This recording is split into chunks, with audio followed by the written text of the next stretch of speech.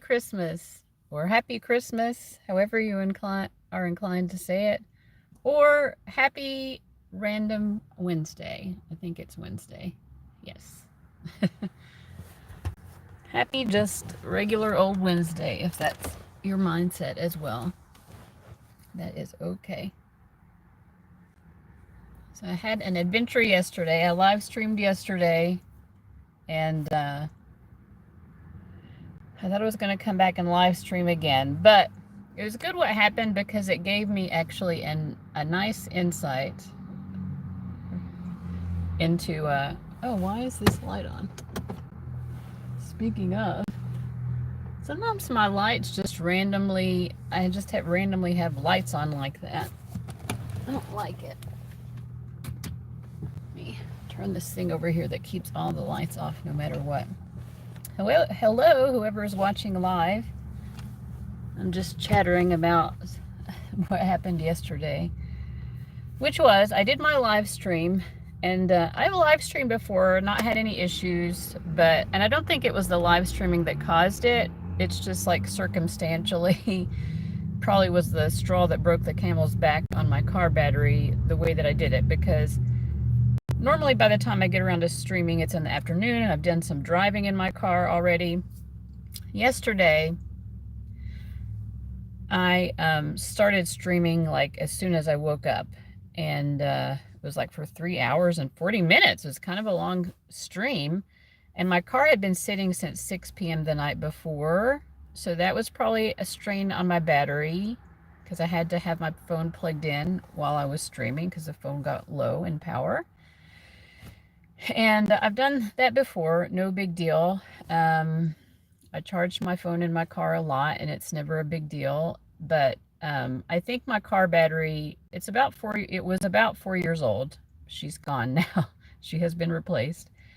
But so, I mean, batteries, 3 to 5 years, I mean, you have to eventually replace the battery. Sometimes they can last longer, I guess, but it's not unusual. I think it had already started getting corrosion on one of the battery terminals recently, so I feel like the battery was kind of going downhill, and this was just a little too much stress because I hadn't started the car.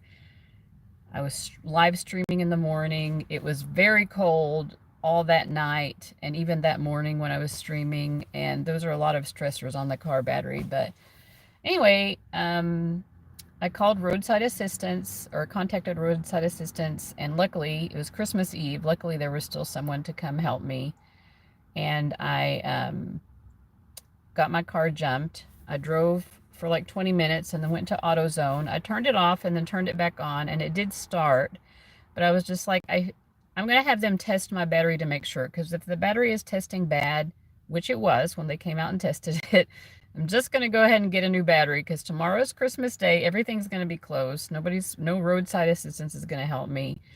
And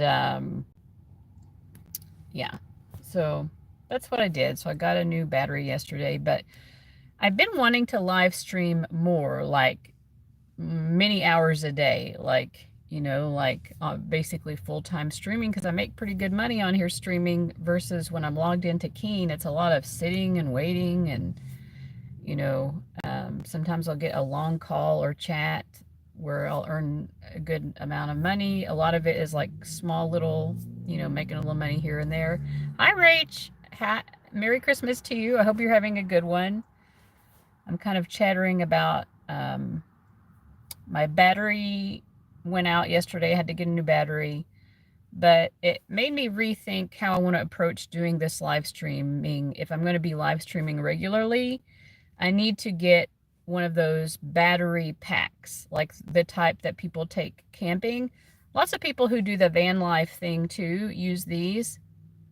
And I found one that charges really, in just an hour, it gets fully charged, and it would give me like 10 or 12 hours of power for my phone to be doing something like, even like streaming or something that takes a lot of power. Yeah, because I don't want to put that stress on my battery. I had to get a new battery yesterday, which it happens. And I think, the one that I had, it lived a full life. It happens. I'm grateful that I had the funds to pay for a new battery. And, yeah, I think I need to invest in that to do the live streaming because it'll pay itself back pretty quickly. It seems like doing this live streaming like this, you know, I make decent money. RIP old battery. Yeah. So today I got up and I was like, okay, first thing I'm going to do today, because I got the new battery yesterday, I'm like, let me take a longer drive and make sure my new battery is like fully charged up. Because mostly I just drive from one side of a small town to the other. That's the most driving that I do. It's like 10 minutes or less to drive. And so I was like, let me take a longer drive. So I drove to Lexington, Kentucky, which is nearby to where I live, but it's a longer drive. And I ended up going to the movie theater. It just occurred to me as I was driving, I'm like, oh, wait, that's a thing that people often do on Christmas Day. They go to the movie theater. I'm not sure if I've ever done that before. I feel like I might have done it once before when I was visiting family in Ohio or something, but I went to the movie theater. I didn't even know what I was going to watch. I didn't even know what was there until I got there. I just happened to get there like 10 minutes before Wicked started. And I'm like, okay, I'll watch Wicked. It was so good. I don't know if anyone has watched Wicked, but it was amazing. And I've never watched I know there's, I guess, a Broadway play, and maybe the play itself is based on a book series or something. So I could be wrong about that. I'm positive that there's a Broadway play, but I've never watched the play on or off Broadway. I've never watched it. Not super familiar. Like, I've heard some of the names, like Alphaba. I'd heard that name, and I know it's a musical. But anyway, I was going into it like, I've seen The Wizard of Oz probably several times in my life. You know, I like The Wizard of Oz. I've seen some of the other Oz movies that they came out with in like the 80s and 90s, which are not very well, not super popular, but there are some other like Oz universe movies back in the day that were made. But I think that the Wizard of Oz movie was made, what, in the 60s or something, or 70s? I don't remember. But then when I was a kid, there were some newer Oz movies, and I've never seen The Wiz. That's also a take on Wizard of Oz. Haven't seen that one. But anyway, I really liked Wicked. You said, Reach said you saw it recently. Entertaining. It is a musical. Yeah. You saw the Broadway one or the movie? The movie is the one that I saw today, but I was just saying, like, I had no real background. I didn't know these characters before. Other than, like the wizard, like, obviously he's the same character. Oh, and then there was that one a few years ago that it tells you a little bit of the backstory of the wizard as well. I can't remember what that one, The Great and Powerful Oz. I watched that movie with James, the guy who, like, kind of got shunned by Hollywood now. Can't think of what his name is right off. You saw the movie. Yeah. 1939. Oh my God. Yeah, I didn't realize it was that far back. I'm going to eat a cheese Danish, guys. I snuck some food into the movie theater. I know, bad, but I'm just like, it's $15. $15 for the movie itself. But that was a long ass movie. It was almost 3 hours. It was so good, though. Like, it didn't feel like 3 hours, you know? I know this is rude, but whatever. I'm hungry.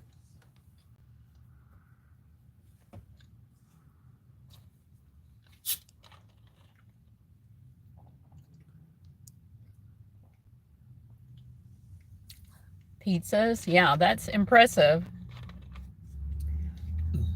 I'd been to this theater before, and I remembered, maybe it's just different auditoriums have different things. This had the reclining seats, which is really nice and cozy. But I've been there once before, and they had heated seats, which I was looking forward to having the heated seats again, because I usually get cold in movie theaters. Luckily, the theater wasn't cold today. So I guess in the wintertime, they heat it effectively, and in the summertime, they just pump in too much air conditioning. Maybe that's what it is, but I took my coat in with me as well, and I kind of put it on my legs for a blanket, but I was very comfortable. The movie was so good. I was feeling all the feelings.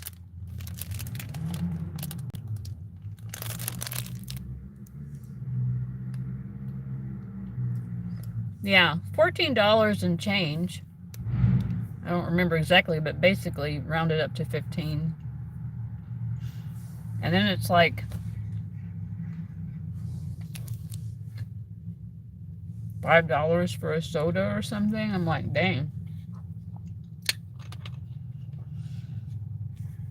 I mean, and I like movie food. Like, I like the nachos. The nachos are tasty. The last time I went to the movies, actually, I bought nachos.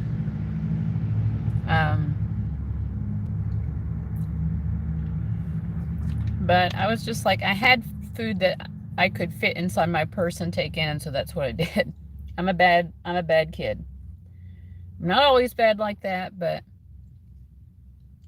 yeah, I was so engaged too. And there's going to be at least a part 2. There could be even more. But yeah, it's a fascinating movie.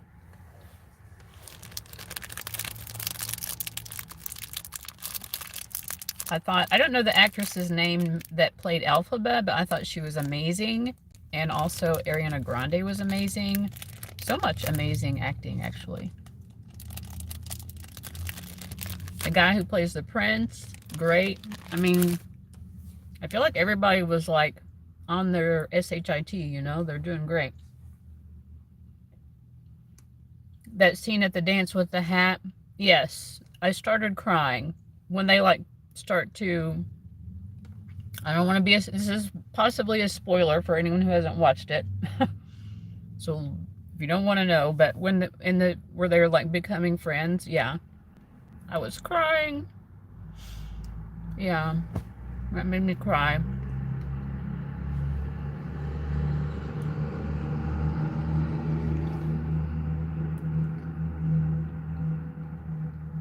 Yeah, it was really great. I loved it.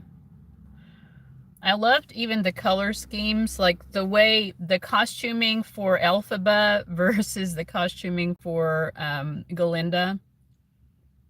I don't know, like I just loved it.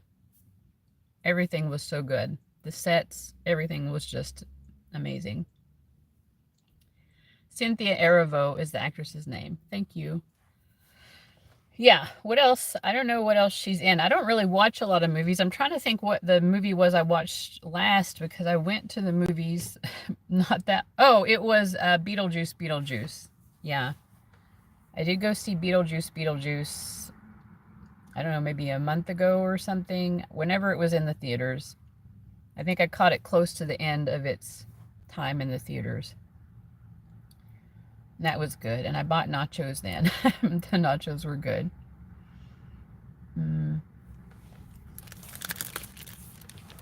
So yeah, I got lucky because I showed up like just 10 minutes before it was starting. I didn't know. I didn't look up movie showtimes because it was just on the way to Lexington, which the purpose of that drive was really just to charge my car battery. Make sure it has a really good charge on it. And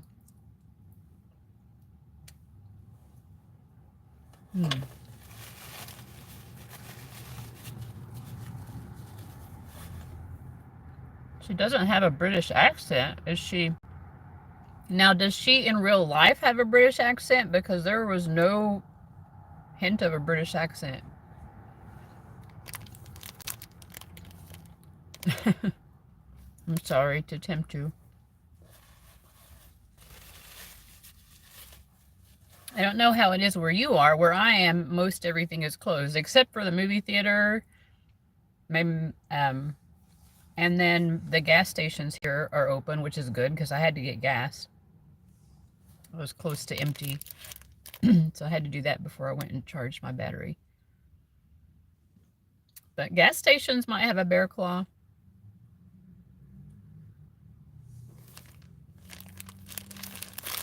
I just happen to have these. I bought a package of these cherry cheese danishes just to have like something to eat for breakfast in my car. I have to have things that keep. I'm not really much of a pastry person. Well, I mean, I kind of am, but I'm more interested in like food than I am dessert food, but I don't know.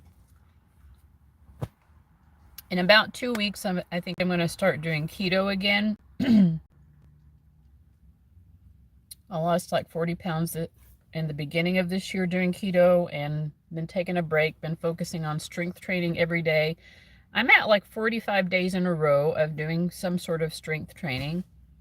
And when I hit 60 days, I think that's when I'm going to. Merry Christmas, Mooner. It's nice to have you. Chinese food places. Yeah, the Chinese food place is always open on Christmas. That's true. I'm not sure if the one here in town is or not, but I don't really. I've got some food in my car. Some drugstores are open. That makes sense because people still need their medicine.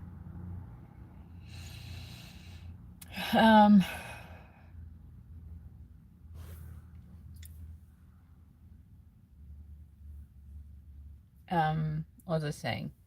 Yeah, I have to have food that keeps in the car. But anyway, I think when I hit, so I'm at 45 days of strength training. I think when I hit 60 days, maybe I'll start doing keto again. And right now it's cold in the car. I mean, today is like a nice day. I think it's a high in the 50s. So it's like I don't even have a coat or a jacket on. I do have my ears covered, but I got the windows cracked, airing out the car. It's nice. I mean, yesterday morning, you saw how cold it was. My hands were freezing, but we've got a few days in a row here of it being kind of warmer. And then it's going to go back to the highs in the 30s. And I'm hoping January is about the same as December, because December has been doable, you know. I was a little apprehensive about winter. I do have some money in savings. Like if it gets too cold, I can go stay in a hotel or something. So, but it's not too bad staying in my car, really. It's 40 degrees Fahrenheit here. Doesn't feel like Christmas, but makes driving easier. Yeah. Yeah, you don't have to like scrape off all the snow and everything. That does make it easier. That is true.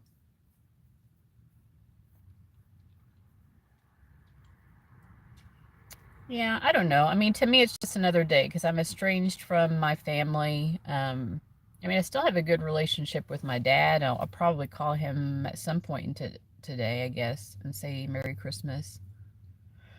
Um, but just most of my mom's family, I mean, it's been a while since I've really celebrated with my family anyway. I'm at the age where I can do cold or snow, but not both. Well, if there's snow, it's going to be cold though. It can be cold without snow, but usually if there's snow, it's cold. Unless it's like, I mean, sometimes there's snow and then there's lingering snow and then the next day it's sunny and warm and I guess you're right. You can have snow and it's still warm. You're right. You're right. I get it. You're right. Nope, that is possible. When the sun comes out to melt the snow is still there. Oh, 20 below zero. Yeah, I cannot do 20 below zero. I can do 20. The coldest I've slept in my car is like 14 degrees. I'm thinking in January, there's a good chance that it will get colder than that, at least certain nights, but I hope that it's not often. Like, I'm expecting January to be a little bit colder than December on average, because it is, like historically, it's at the average high and the average low are a few degrees, not too much, but it's a few degrees lower in January. But I have a sleeping bag that's rated for 20 degrees Fahrenheit. It's supposed to keep you comfortable at 20 degrees, and it does. In fact, I don't even sleep inside of it zipped up because I get too hot. But if I need to, I can, and I'll be really cozy. Plus, I have other blankets. So usually what I do, if it's cold enough, Like last night, I slept on top of it because it's a nice cushion, and then I just used my blankets because it wasn't cold enough last night. But on nights when it's colder, like the 20-degree nights, for example, or even the 30-degree nights, I'll put this sleeping bag up over me. I keep the bottom part of it still zipped up a little bit and tuck my feet inside so that my feet are like fully surrounded. And then, you know, pull the rest of the sleeping bag up like a blanket. And then I put my other blankets on top as well. And then I have like a thin blanket that I cover my head up with so I can still breathe through it because it's a thinner fabric. But covering my head up, it makes you stay so much warmer. I want to bring you my mom's lasagna. Thank you. I'm sure it's great. It's a long trek from Chicago to Kentucky, though, to bring me lasagna.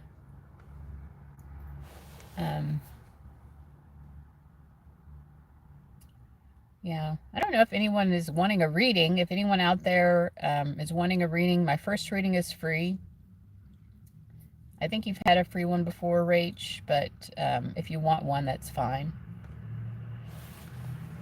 Because it's mostly you here. We had Mooner here for a moment. Maybe I won't get anyone wanting a reading today. I don't know. But still, I did say in my live stream yesterday that I would stream today, so I wanted to follow up on that.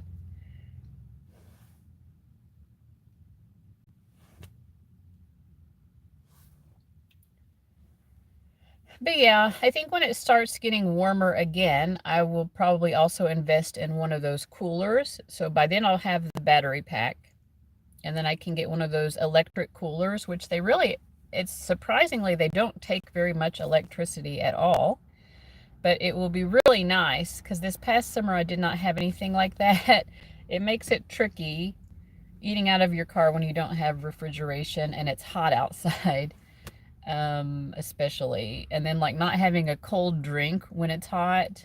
Apparently these coolers get your drinks really nice and chilled very quickly, so that would be nice to have come spring. And again, like I have something in the works for a job that I'm not going to tell too much about until I really know for sure. It's Mooner's turn for a free reading. Mooner, if you're still here, you can definitely have your free reading. It'll be a free 10-minute reading just to get the ball rolling.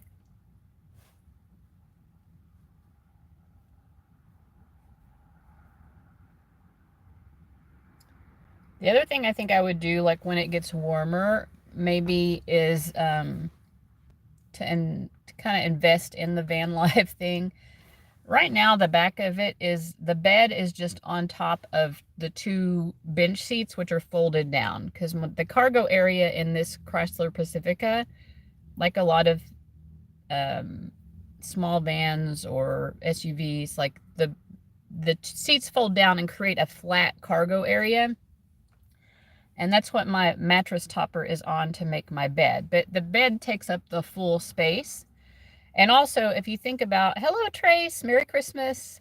If you think about how much room is taken up by those 2 bench seats, which are not being used except to support my bed, if I took those bench seats out and created a bed platform just on one side, because I only sleep on one side anyway, and then the other side is like my closet storage.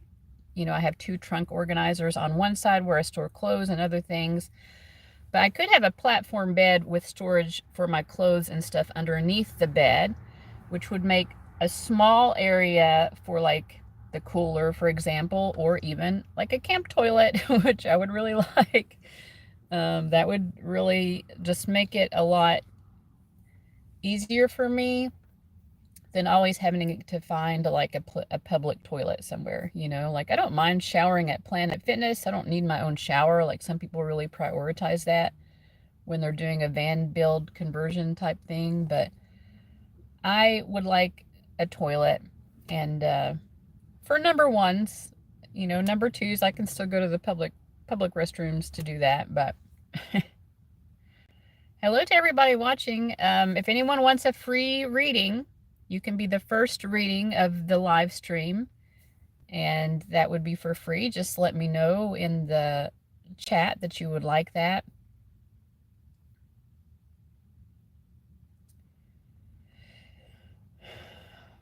So yeah, I guess I'm kind of embracing the van life thing.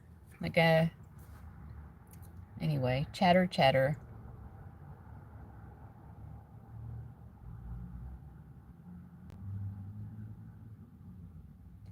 Just feeling like I have a... You would love a free reading? Awesome. Let me put the timer on. What did you want? What did you want to ask about? I will go ahead and start shuffling, and you could think about what you want to ask about, and then I will start the timer.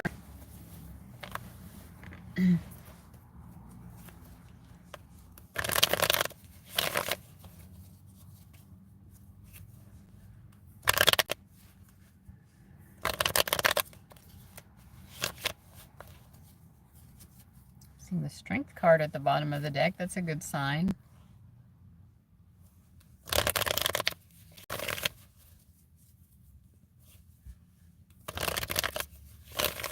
Something about your love life.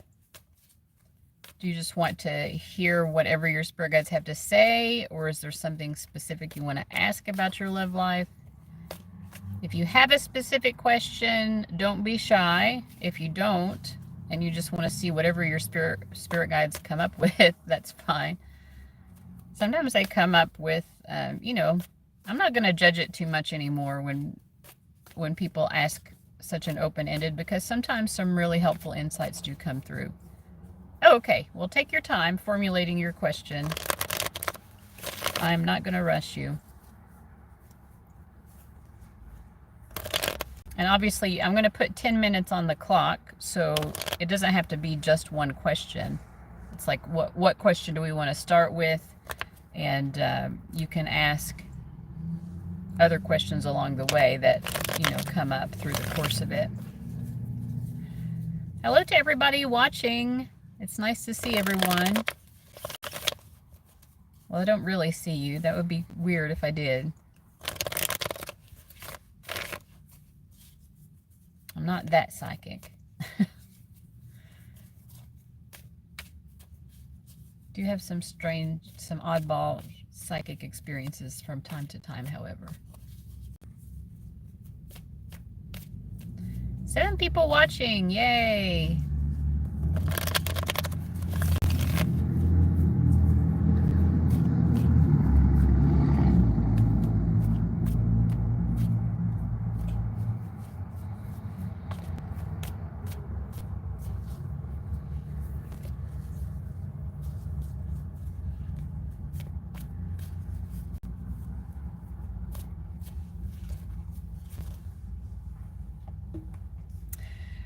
I'm uninvolved. You could do general love or next in love. I want partnership, but I don't want to date.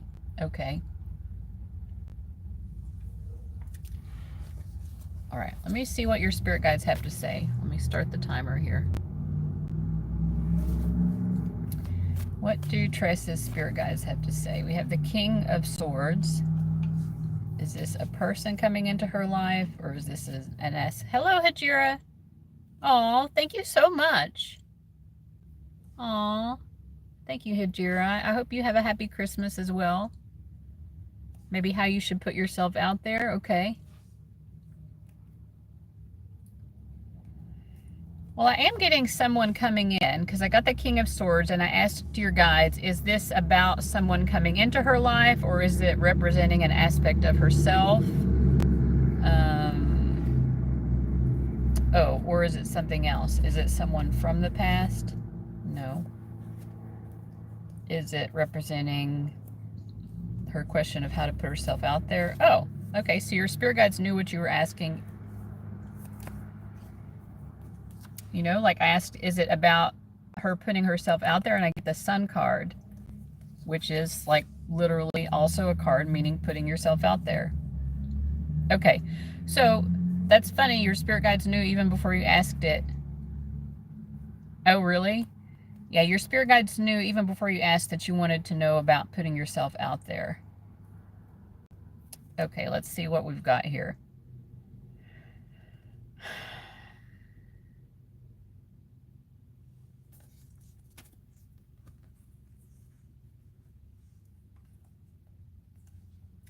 Well, I think that the person that you are going to be pulling in or attracting into your life, who is this like King of Swords type, I feel like first of all, this person to me seems to be on the same page as you.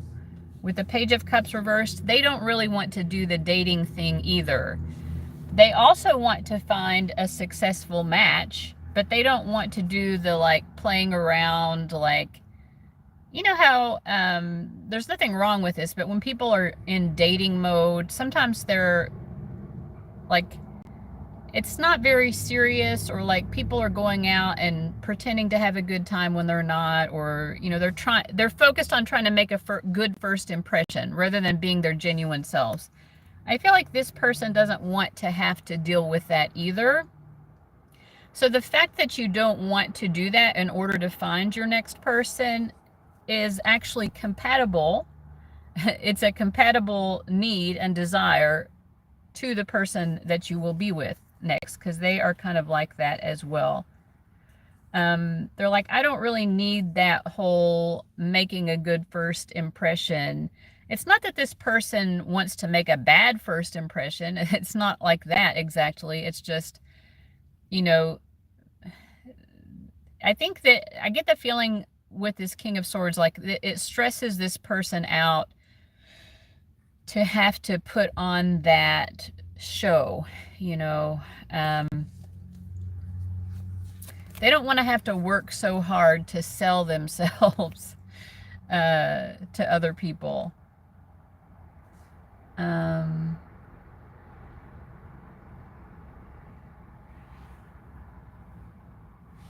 So yeah, I feel like your spirit guides are saying like that doesn't work for this person either, so it actually is good for you. Okay, so we're getting a bit of a prediction as well as an understanding that your approach makes sense. So what else do we want to talk about here? The approach or the person? Okay, both.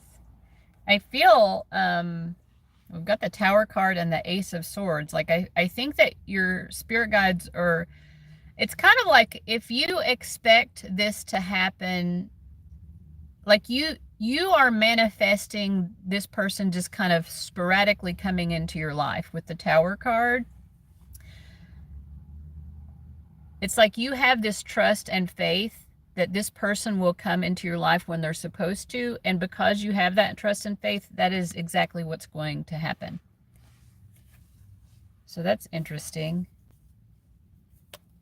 I do feel like this person is kind of a serious, not that they'd never laugh. I mean, I think that they do have a sense of humor and whatever, but I feel like this is someone who has a good work ethic.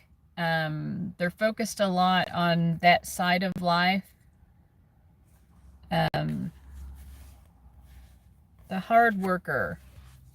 I do feel like, could be, I mean, we had the King of Swords, but I feel like there's a earth energy quality to them, specifically maybe Virgo or something. Any of the earth signs, Virgo, Taurus, Capricorn, but it's like that type of salt of the earth. Feels like a salt of the earth type person to me. Yeah, this is someone who has financial means. They've got money, you know. If they wanted to take you out to a nice restaurant, they could afford it because they've got money. But it's from, their money is from hard work, but also ingenuity. Ingenuity, like they're smart about money. They're smart about saving. It's not someone who's wasteful with money.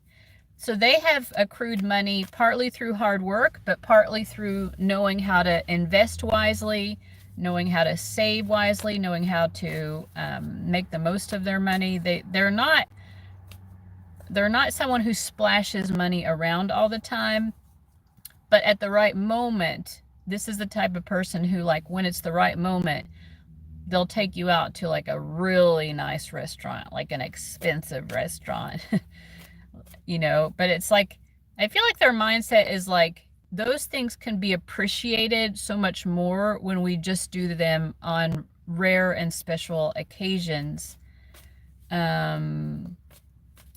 rather than like just spending money all over the place. This person doesn't like to waste. They're not wasteful. I think that's why I'm getting that sort of Virgo.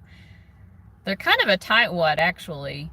A little bit of a tightwad who occasionally splurges. Can you ask why I always get Six of Pentacles? Always. When I ask about next partner, this sounds like a great partner. So I get the Queen of Cups. So for one thing, Six of Pentacles is representing the fact that there's a sort of equal but opposite way of understanding. Like the Queen of Cups, she's talking to this little cup. It almost looks like a little robot to me. But she's understanding it. Like, she's so empathetic that she can understand the emotional needs of a robot. She has more to give emotionally in this exchange. And normally on the Six of Pentacles, it's more of a financial thing. This guy has more to give materially. So I feel like in the response to your question, your spirit guides are saying there is an equality between you and this person, this next partner. They probably have more to give materially, and you have more to give emotionally, which is kind of like, in a way, the very traditional role of male and female. I mean, this person is very loving also, but some people express their love in a more material way, whether it's acts of service or, you know, like being a provider, that type of thing. But you have an equal way of giving each other support and allowing each other to feel grounded and secure.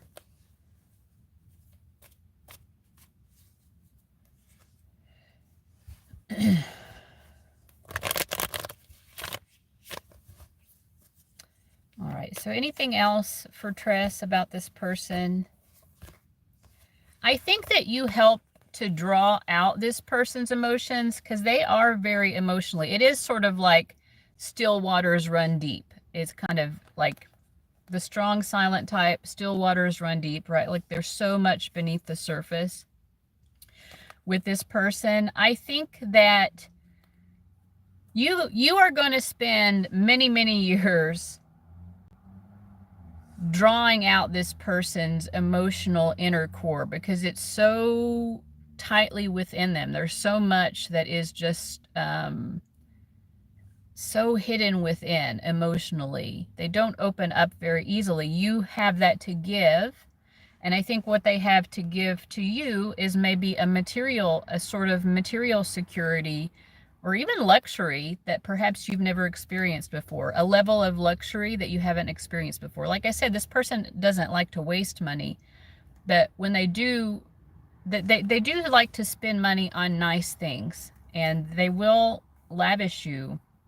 You know, you will experience things with this person that are beyond what you have ever experienced on a material level, if that makes sense, right?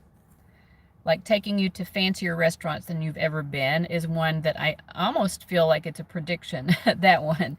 But that type of thing. Okay, so we've got the timer going off. And you will open this person up to experiences of emotional vulnerability that they've never been to before, right? So it's like you're opening up the doors of possibilities to each other that neither has experienced. So it's a fair exchange. There you go. Six of Pentacles. Why the Six of Pentacles? This partnership is a fair exchange. It's just what you each have to offer is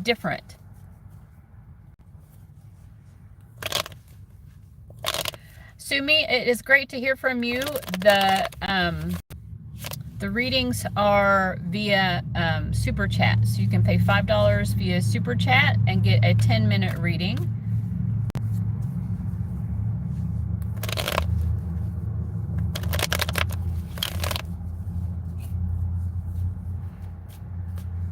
I am here for this adventure with this person. Thank you for this. Sounds like it's worth the wait.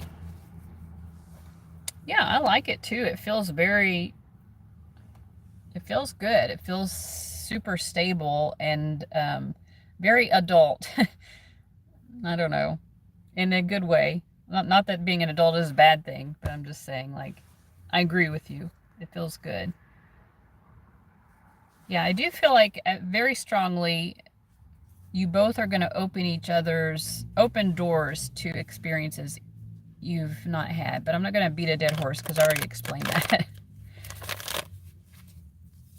Just some things I think when I repeat, part of it too is like, it feels so certain. This thing that I'm repeating feels so certain. It's a little bit ephemeral sometimes, like reading into something psychically and feeling into it. And then when something feels so certain, I guess it feels worthy of repeating. Hello, Mara. Thank you so much. I hope you're having a Merry Christmas as well. I am live again. I was talking a little bit at the beginning of this about, I was going to go live again yesterday, but my car battery had to get jumped after the live stream. So I am planning to do more live streaming, but I was talking to Rach earlier. I'm going to have to get one of those power banks that people take camping and that kind of stuff to make sure my phone stays charged while I'm live streaming. So yeah, because otherwise it would be way too much stress on my battery. I had to get a new battery yesterday, which I was very grateful for how it all happened. Like, if it had happened today, I would have been stuck because I doubt there would have been anyone to come jump me today. And so anyways.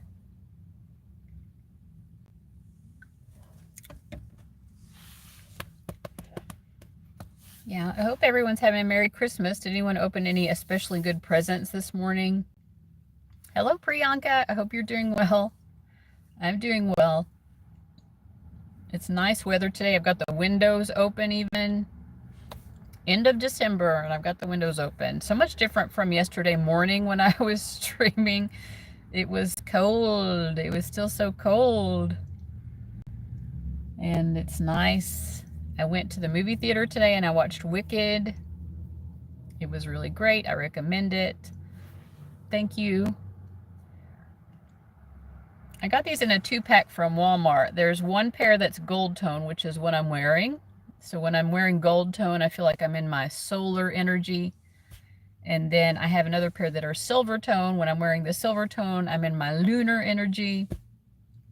We're like honoring the solar and lunar energies. But yeah, I like my lightning bolts. I do like them. My Venus return for the year, it returned pretty recently. I think in November I had my Venus return, so it'll last for like a year-ish. It had Uranus rising. So I feel like the lightning bolt is Uranus in Taurus rising in my Venus return chart. So I feel like the lightning bolts are appropriate somehow, bringing in that beautiful Uranian energy. By the way, I was watching recently this series called Fallout. Has anyone else watched this? Hello, Mara! Yay! How exciting. Just Fallout makes me think also of that Uranus energy, because there's the radiation that like causes mutations in certain people or animals. Like there are these like giant like radiated sea monkey monsters. They look like sea monkeys. All right, Mara, I'm going to go ahead and start shuffling into your energy, and just let me know what you want to ask about.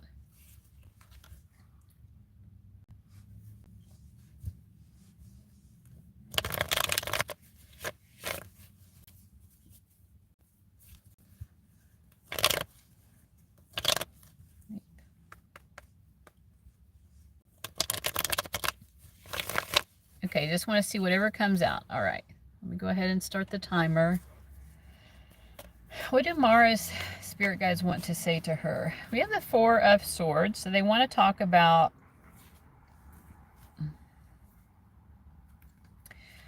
clarified by the Three of Wands. I feel like they want to you to talk about, maybe it feels like a vision board, you know, or it doesn't have to be like tangibly a vision board, but they want you to talk, they want to talk to you about like maybe getting in your head and like daydreaming and kind of imagining what you want for yourself in the future.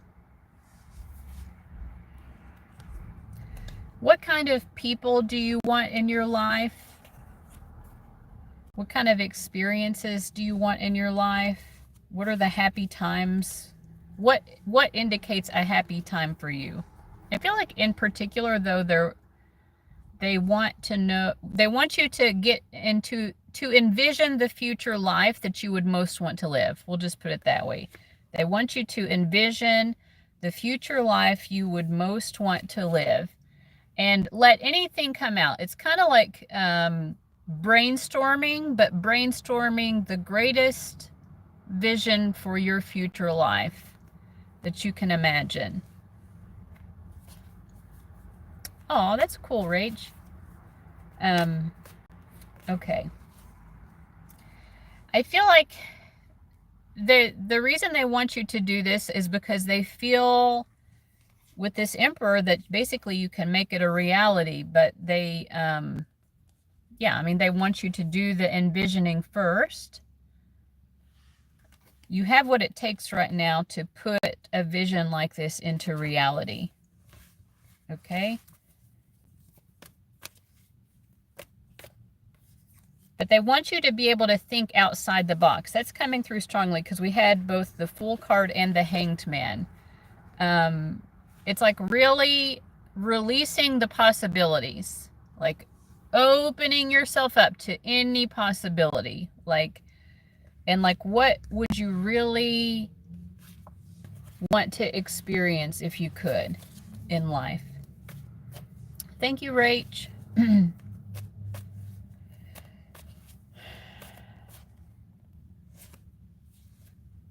I feel in particular, though, they want you to envision what type of people you would want to draw into your life, and why you would want these type of people to be in your life, and what types of experiences you would want with these people.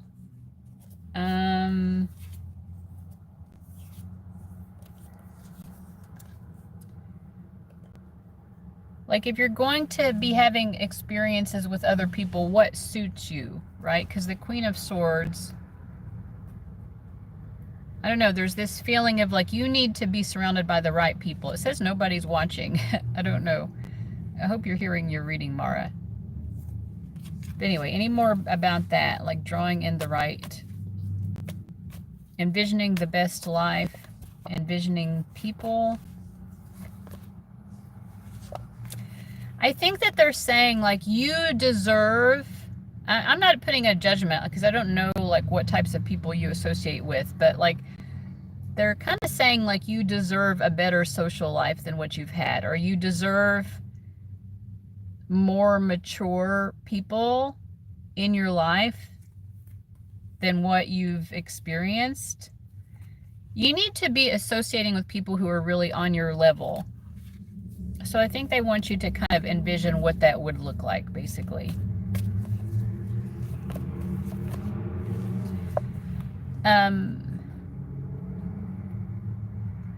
Yeah, there's something about you that also, you need to be around people, I don't know.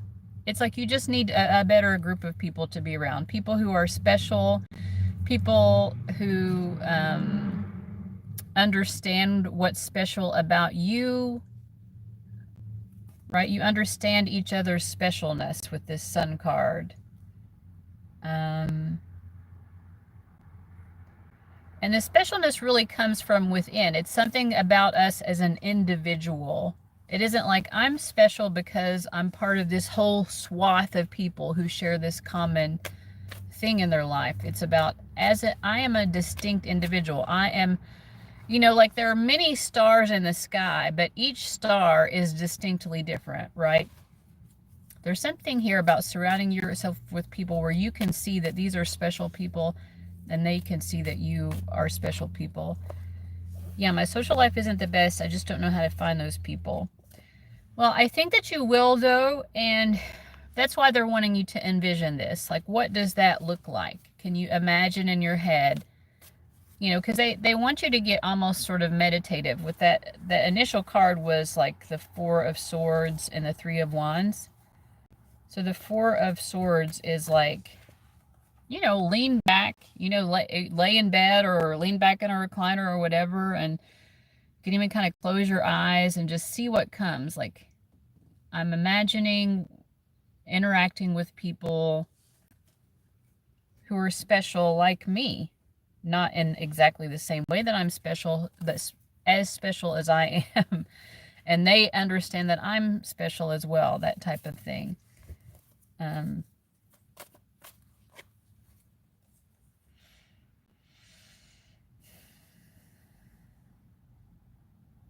You need to find your people, but you're going to find your people. Do your guides have any advice about your mental health? Let's see. So you have the Page of Swords and the Wheel of Fortune.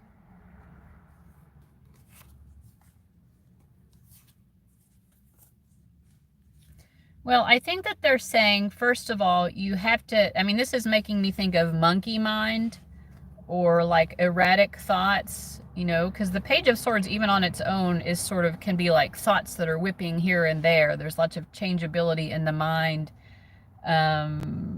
Also very curious, lots of curiosity. Thank you, Priyanka. But also the Wheel of Fortune, it's like the thoughts are kind of all over the place. And I think their guidance to that is, strangely enough, they're wanting you to make peace with that and figure out how can that be a strength? How can it actually be a strength that my mind can be all over the place and so scattered sometimes? How can I actually use that to my advantage? How can I use that as a strength that actually helps me to progress and get ahead? Okay, so how can she use that?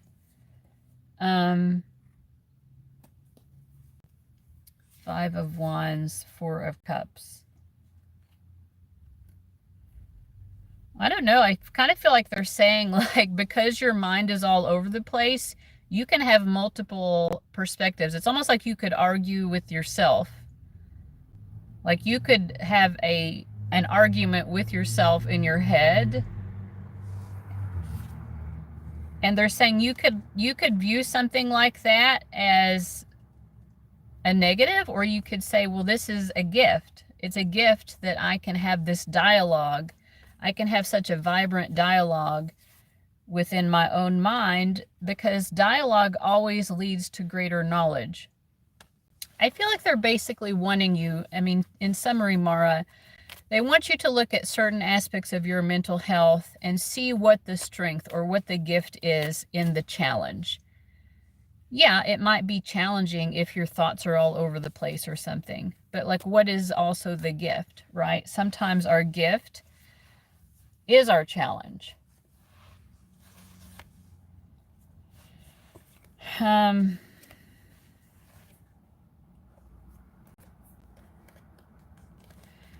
Sometimes we may think that being a different way, like having a different type of mental experience, would be better. We might sort of be jealous of the experiences that other people who don't have those same challenges, right? But your spirit guides are saying, if that's how you were, then you wouldn't be you.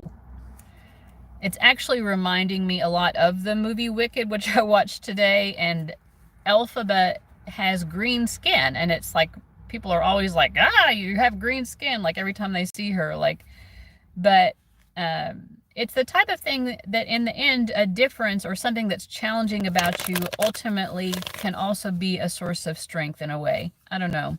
I mean, maybe that's a little bit touchy-feely, but I feel like that's basically what your spirit guides are saying. I hope that that makes sense.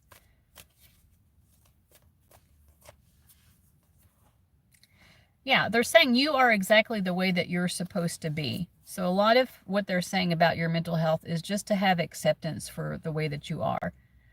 And we've got like 9 seconds left. The timer's going to go off. And I've got a question here from Priyanka. So I'm going to reset the timer here. Oh, you have ADHD. I didn't even see the chat was not scrolled down. Yes, I did your super chat, or I do see your super chat, Priyanka. I'm sorry I didn't answer you right away. The chat wasn't scrolling down. I didn't even realize anyone had written anything. I didn't see Mara's response either. So you have ADHD. That makes total sense with that Page of Swords and Wheel of Fortune. But yeah, it's like your secret superpower, right? That's how they would want you to think of that. Sometimes I feel like I don't have an outlet for those thoughts. I totally get that. I totally get that. But maybe part of the outlet is, like they said, having a dialogue with yourself. You know, if your mind is all over the place, you could just be having a chat with yourself. All right, Priyanka. Thank you. All right. I'm going to get into your reading, and you were asking about how will things lead to marriage between you and Prasanjit? What are his current feelings for me? I'm going to start with what are his current feelings. You're very welcome, Mara. Okay, what are his current feelings? Let me start with that part of it, if that's okay.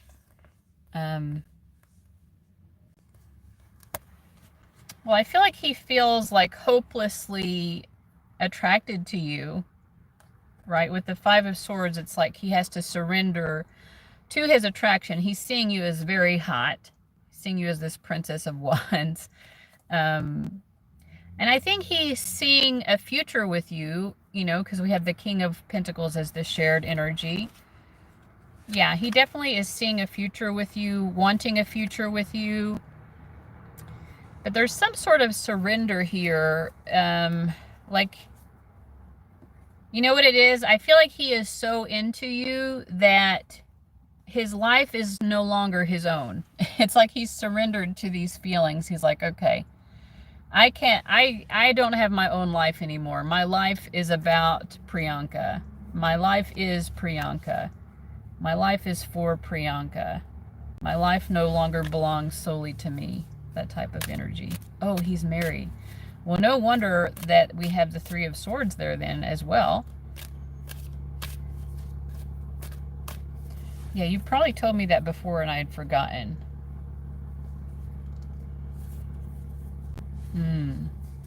Well, he feels hopelessly attracted to you. You know, I think he feels that you also are probably hurting because of the situation being what it is. Okay. All right. So you also asked, I don't know if that thoroughly answers the question of his feelings. I'm going to go ahead and move on to the other part of it, which was how the two of you are going to get married. I'm actually going to start pulling cards from that now because I'm just going to do my journey to marriage spread. Why not? So I'm going to keep pulling until I get one of the marriage indicator cards. And then the cards that I pull along the way, which I'll have to hold them up individually. It's too many cards to hold them all up at once. But yeah, it's going to be a long journey, I feel, because there are a lot of cards.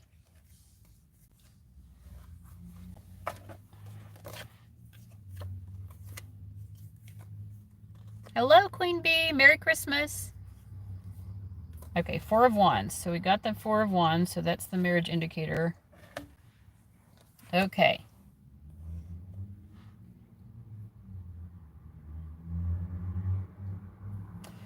Well, I feel like, Priyanka, the way that the journey starts from here is, first of all, there's just that kind of knowing. These are the first set of cards I get.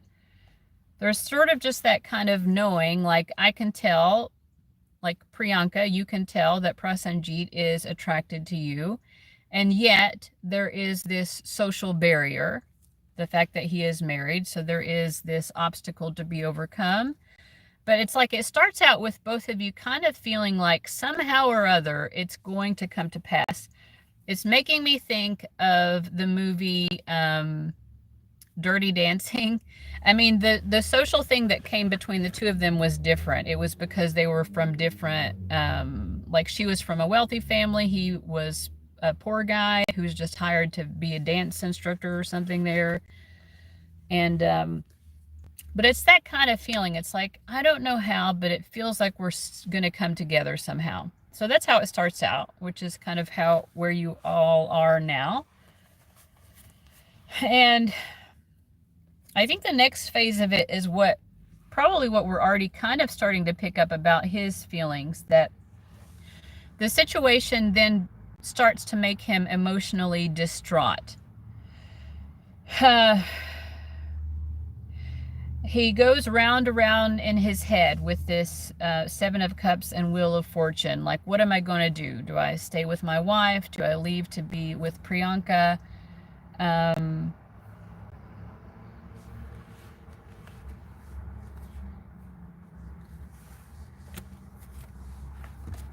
But it's like a lot of emotional turmoil with him, like being very uncertain of what he is going to do here. And I think it leads one of you to finally leave him. Is it Priyanka that leaves him or the wife? I think that his indecisiveness will eventually cause his wife to leave him with this Judgment card. Because I don't know if she can pick up on it somehow. She knows about it somehow. But it's like at some point she just decides to move on. That's what I feel like, because he's so indecisive about, should I stay in my marriage or should I leave? Somehow she becomes aware of that at some level. It could even be that she's picking it up on a subtle level. It could also be, I feel, that she also is not sure that she should stay in the marriage. So it could be like they both are not sure this is the right marriage. In any case, I think that the wife will be the one to leave him. And then I do feel, you may not want to hear this part of it, but I do feel like there will be a period of time after she leaves him where he does kind of miss her to a certain extent. It's like, I don't think he's ready to jump directly into being with you right after the wife leaves. I feel like some time will need to pass. It's like a little bit of closure will need to be happening in some way.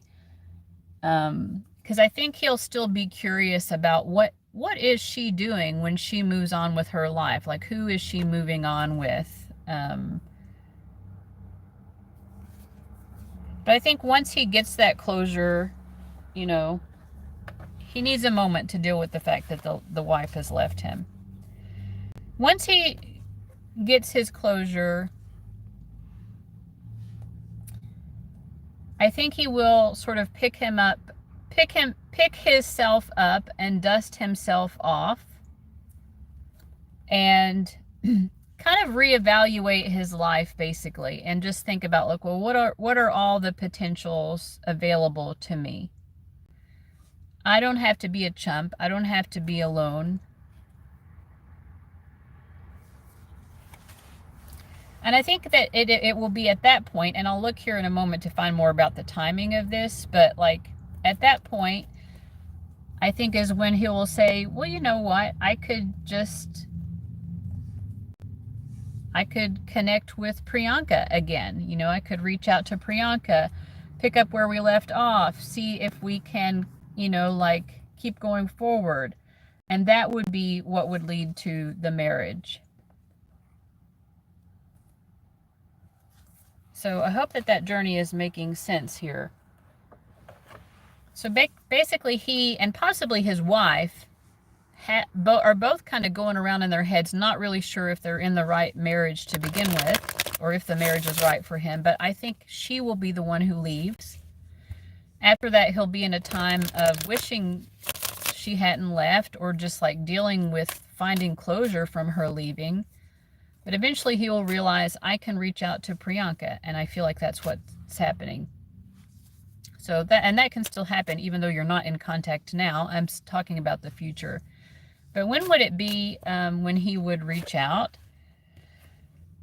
We have the Six of Wands. I mean, is this timing or is this about his feelings? When he feels confident enough to do so, he will reach out. But like, can she know about the timing of this? No. Yeah. They're just saying, like, we're not going to tell you the timing in terms of a linear timeline, but what we'll say is that he will definitely reach out and begin to pursue you when he feels like he will be successful in doing so. And that would be sometime after his wife has left and he's found closure. So I don't know. I mean, if you have a way of following him and knowing what's going on, maybe you'll find out that his wife has left at some point. And then when that comes to pass, then you'll be like, oh, okay, so eventually he's going to reach out to me, right? But it will take him some time to process the wife leaving before he does that. But that's how I see it coming about. So we've got like 30 seconds on the timer. The timer's about ready to go off.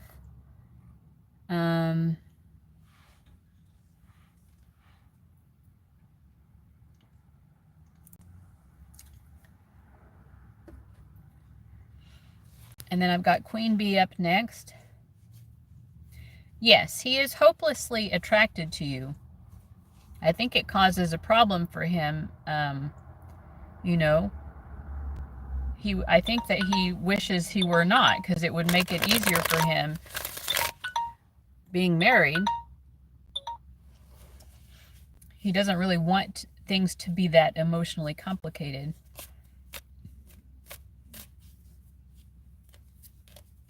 So, all right, Queen Bee. Thank you so much for the extra. I mean, if we need more than 10 minutes, though, we can definitely spend, as much time as you need. You're very welcome. I hope it helps. I'm sending you my best wishes. Thank you so much, Priyanka. All right, Queen Bee, are you here? I'd like to know, what do you see coming for me in love and career for 2025?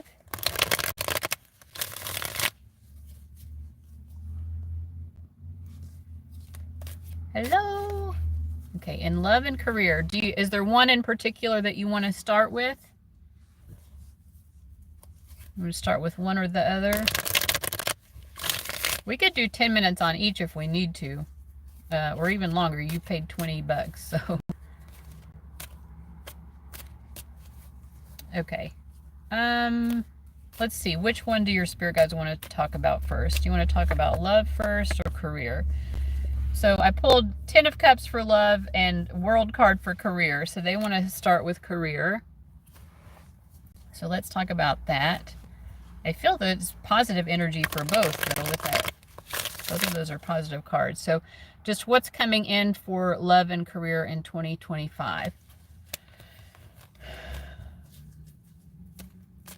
Okay, what's coming in for her career in 2025? We get the Wheel of Fortune, clarified by the Ace of Cups. I feel that there's something here about getting an opportunity to do something that you love.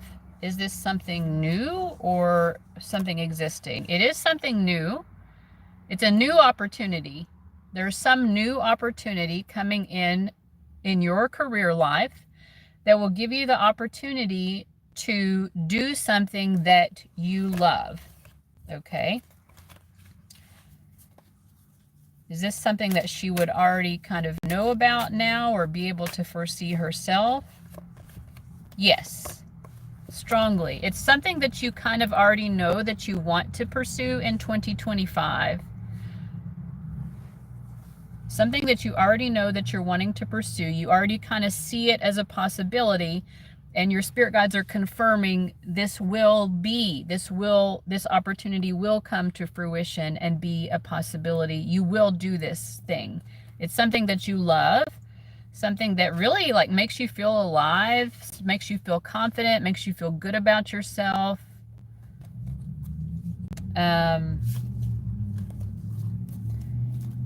Anything else about this?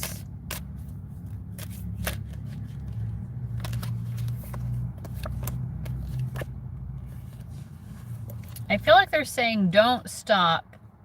Do not stop pursuing. Do not stop. This is something you love so much that your spirit guides are saying don't stop doing it. You should do this for the rest of your life.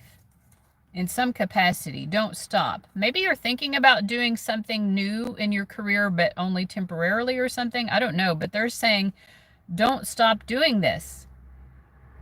You love this. Keep doing this new thing in your career that you're going to start in 2025.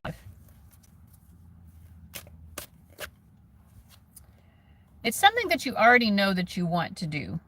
You're already drawn to it. It's something that's already occurred to you. So hopefully that makes sense. Is there more to say about this or? Okay, so no. Anything else about her career in 2025? We have a no.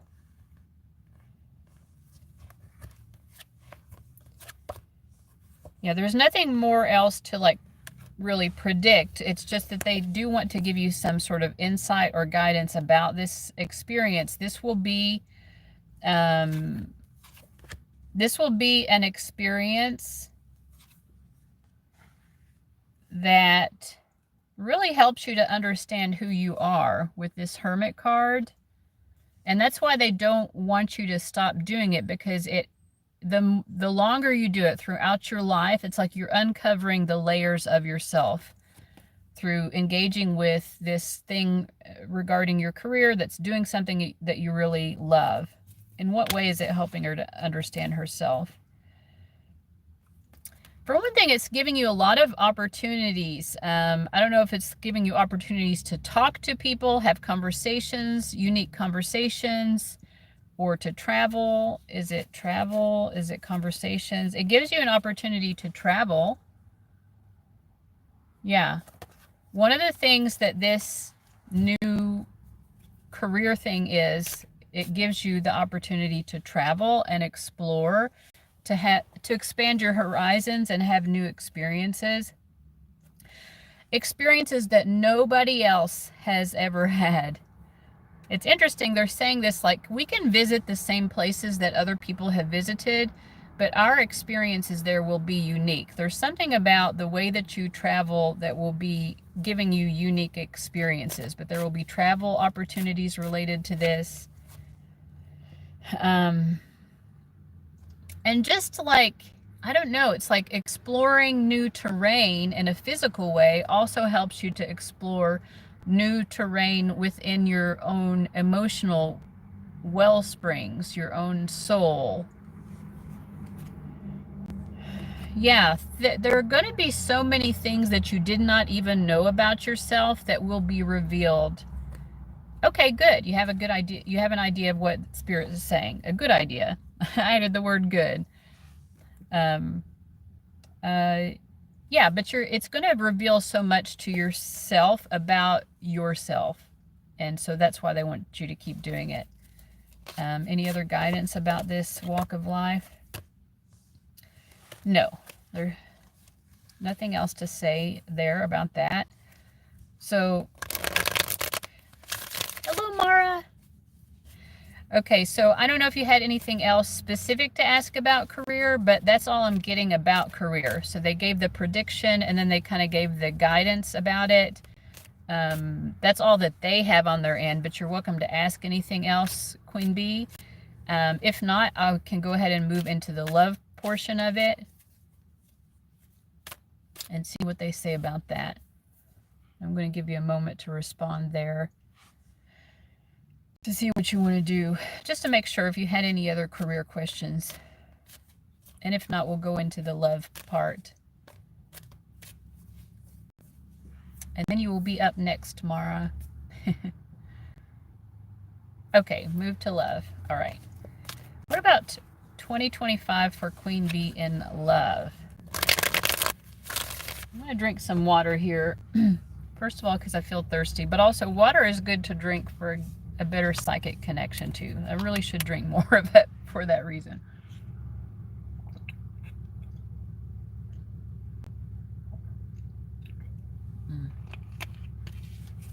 Okay. All right. Queen Bee. You know what's interesting? Where I'm parked, there is a two paintings on the wall over here. One of them is butterfly wings, and then next to it, it's a set of yellow wings with a little crown. It's intended for people to like stand in front of it so they can take pictures, I guess. But it's interesting because your name is Queen Bee. I guess bee wings are not yellow though, but they do have wings, and a queen bee would wear a crown. Anyway. Okay, what's coming up next for Queen Bee in 2025 in love? Okay, we have the Justice card. I feel like this wanted to be reversed. The Justice card, the Five of Cups, and the Moon card reversed.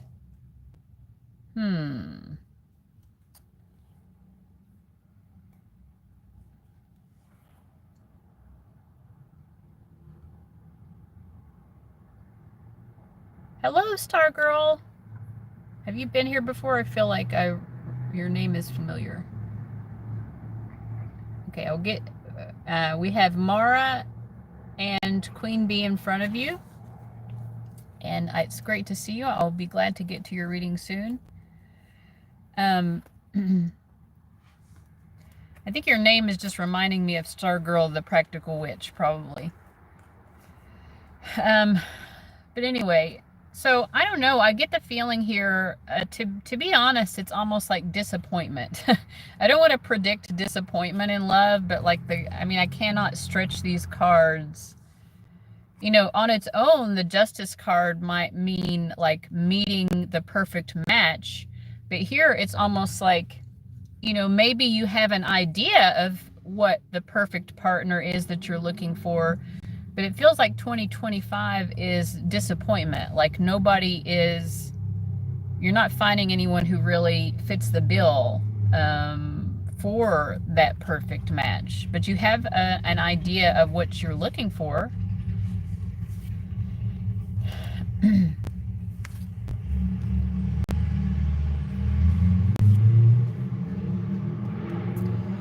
I feel like you might meet one or more people or have like some sort of attraction going on with one or more person here. We have the Ace of Cups, the King of Wands, and the Prince of Swords. So like there might be one or two, you know, I'll just say one or more. There might be one or more people who you kind of feel an attraction to. But I don't know, there's disappointment, either because nothing is really, it's like, okay, that I like this person, but something doesn't feel like it's totally aligning with what I need or want. And I'm going to reset it since you actually paid for 40 minutes, but I'm going to definitely make sure that you get all of your questions answered.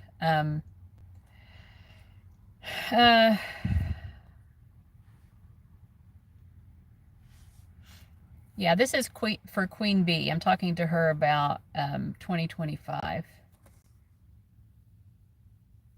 Yeah, I just feel like you're looking for the right person. You're looking everywhere for the right person, but you're not finding them. You might be finding some people that there's some attraction to, but I don't know. What else can we say? What can be helpful for her to know about her love life? Yeah, I'm sorry, I keep getting the same feeling.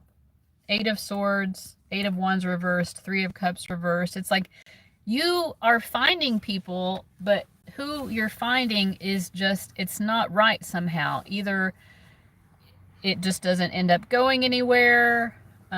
Story of my life right there. It doesn't go anywhere, or the person doesn't end up being as good as what you thought they would be at the beginning, or something like that. Can I ask Spirit why I don't find someone good this coming year? Why is she not finding? Why is she not finding? Is it her? Is it just life? Well, I mean, it is kind of you, because you have very high standards with this World card. And I don't think that they're saying that that's wrong, because they're not impossibly high standards. They're, you know, when I clarified to get the Ace of Pentacles, I feel like the standards that you have high standards for what you're looking for, and you're not willing to really plant the seed with someone and get seriously involved if they're not meeting that standard. So I feel like your spirit guides are saying it's a good thing that you're not just settling down with anyone. For you to settle down with someone, they have to be meeting the standards, right? And I also feel with this 9 of Wands reverse, some of the people you meet, maybe they're sort of reminding you of people you've had in the past, or like they present certain problems that are similar to what you've been through in the past, and you're not wanting to repeat those cycles.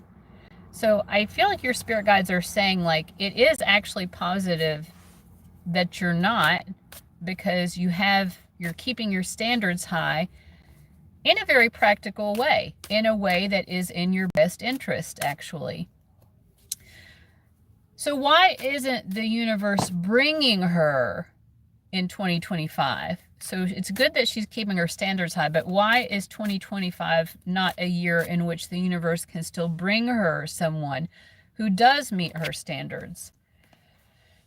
We have the King of Cups and the 4 of Cups and the 2 of Cups.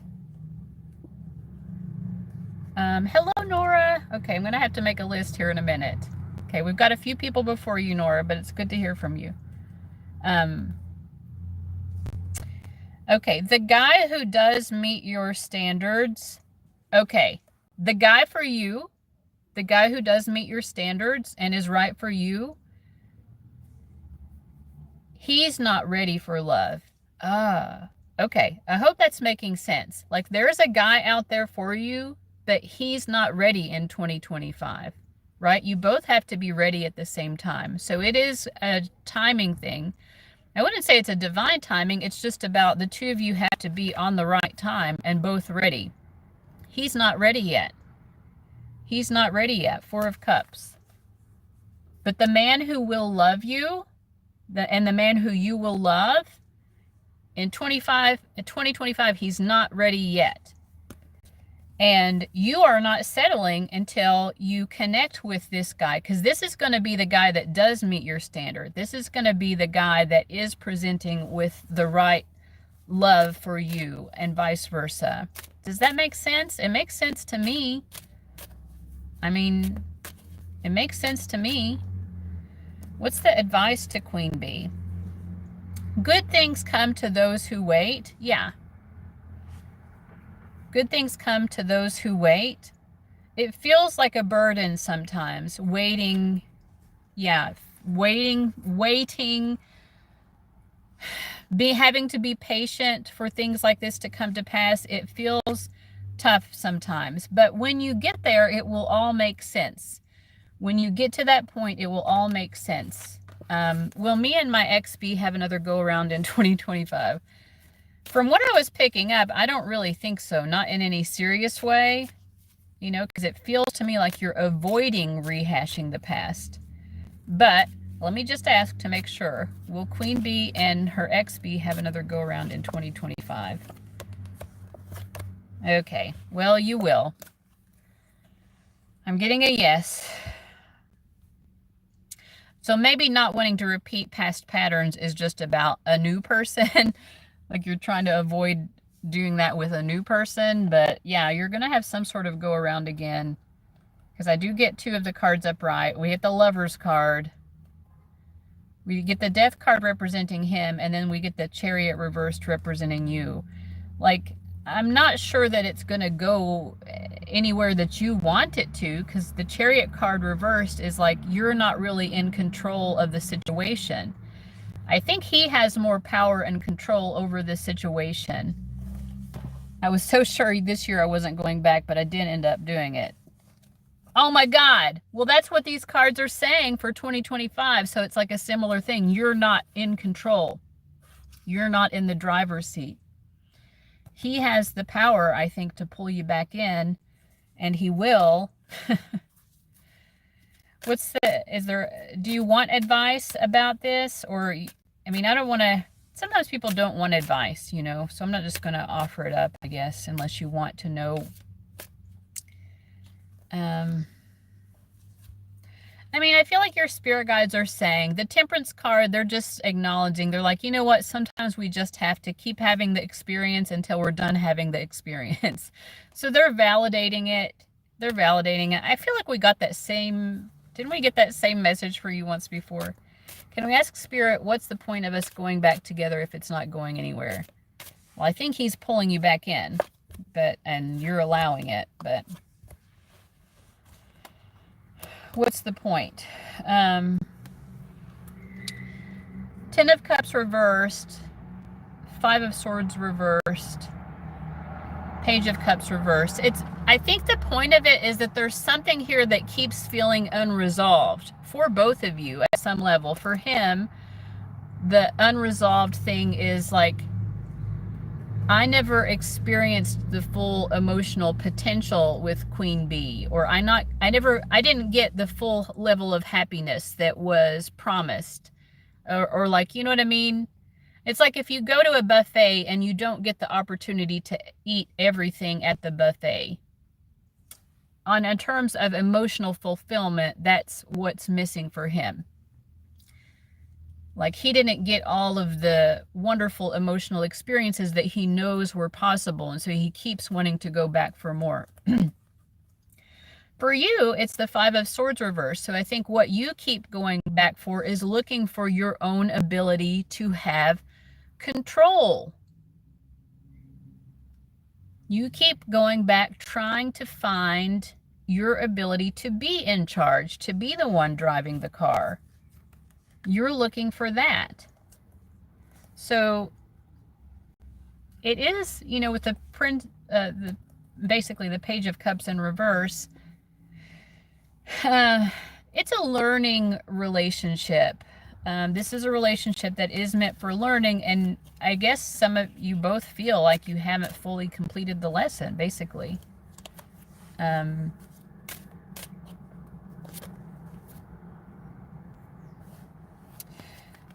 So if you feel like you're wanting to move on and you don't, I was asking your spirit guides, like, what do they have to say to you for that? And we have the 8 of Cups, which is the card. It is the card about, okay, you actually are in the process of moving on, but it's not an easy process because you still feel attached to what you're leaving behind. So they're just acknowledging, like, you are still moving on. Even if you keep revisiting it, it's still a process of moving on. So you have to think of it as a process. You are severing the cord more and more each time. So it's okay, right? You're learning more. You're severing the cord more. Sometimes it takes. With my ex-husband, it took forever. I feel like that's what they're saying. It's like you're still moving on. So be willing to see that. And also, you are getting more in the driver's seat. You are getting in the driver's seat. You are learning how to take charge of this dynamic.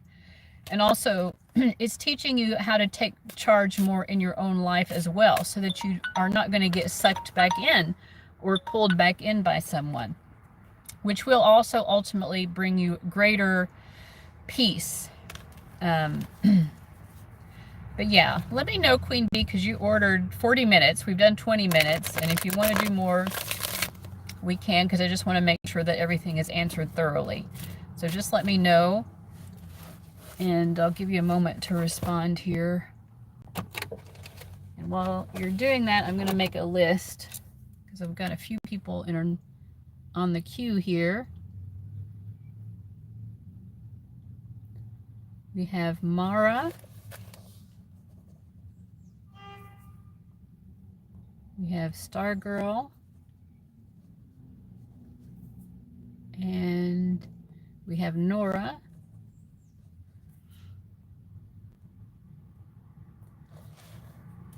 Okay, what will it take for XB to release me and move forward to his ideal woman?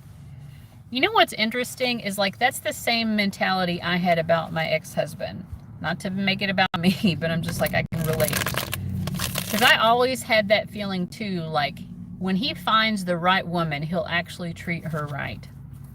And he just hasn't found the right woman yet. So maybe that's not exactly what you're saying here, but it made me think of that. Okay, what will it take for XB to release Queen Bee and move forward to find his ideal woman?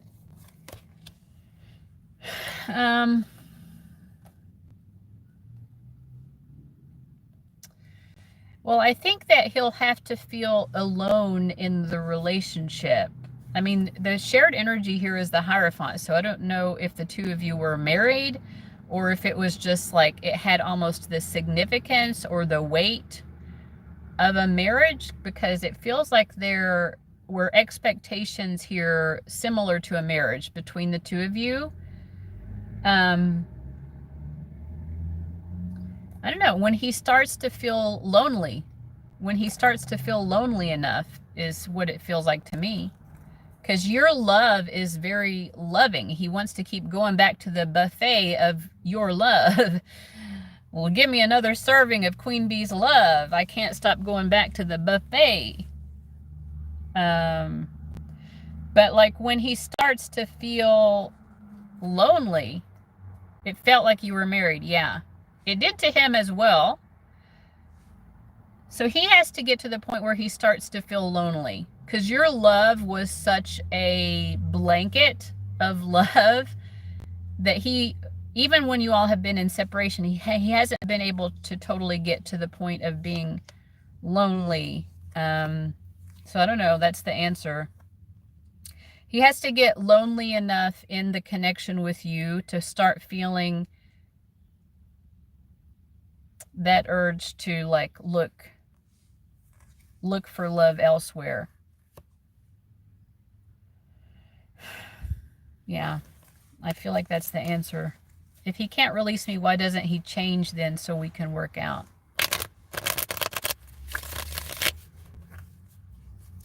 Why doesn't he change so that the two of them can work out? Why doesn't he change?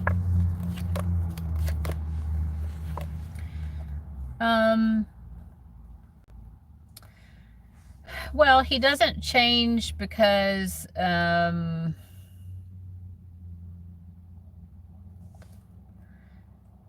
that's just who he is. This is just who he is. And I don't know if there's really another version of him for him to develop into. Now, on your end, though, we have the strength reverse. So you actually do. You're like the butterfly in the cocoon.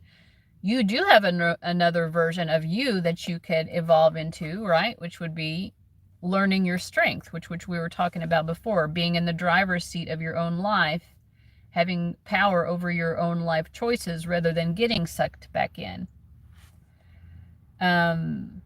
Both of you are struggling to move on emotionally from each other as well. That's a shared part of the journey. I think you both do recognize, actually, that it would be best to move on from each other. It's just difficult for both of you to actually do that. Like you both, that's a shared thing. But yeah, I don't think there's not another version of him for him to evolve into. He's just who he is. Yeah, makes sense. Why will he ever find someone that is his match or works well with who he is? Okay. Let's see here.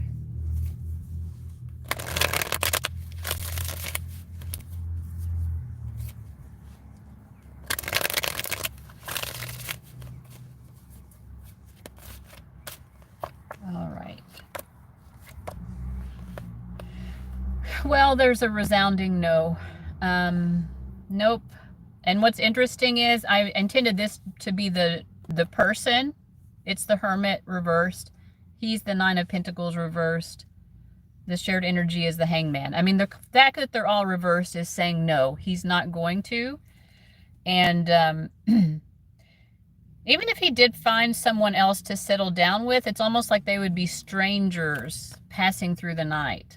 You know, because these are both, the Hermit card and the Nine of Pentacles are both like, I'm single, I'm alone. So it's like, even if he tried to settle down with someone and have, you know, you said that it was almost like a marriage between the two of you. If he tried to have that again with someone else, they would feel so like strangers passing in the night is what it feels like. Maybe they would be technically together, right? Because these loner energies are reversed. So technically they're together, but they're not understanding each other. He might have a relationship, end up having a relationship like that. Like we're strangers passing in the night. We just happen to live together. We try to settle down together, but we don't even really know each other. That's what I see him having. That sounds like his last relationship where it was a more comfortable friend, like distant situation. Yeah, I think that what he had with you was very different from what he's normally capable of having. That's why for him it's hard for him to let go, because you are this buffet of love. Like he did feel like the two of you got to know each other. Like you didn't feel like a stranger to him. But yeah, like in the past and also in the future, I think he'll have this experience of being with someone who's almost like a stranger. Yeah.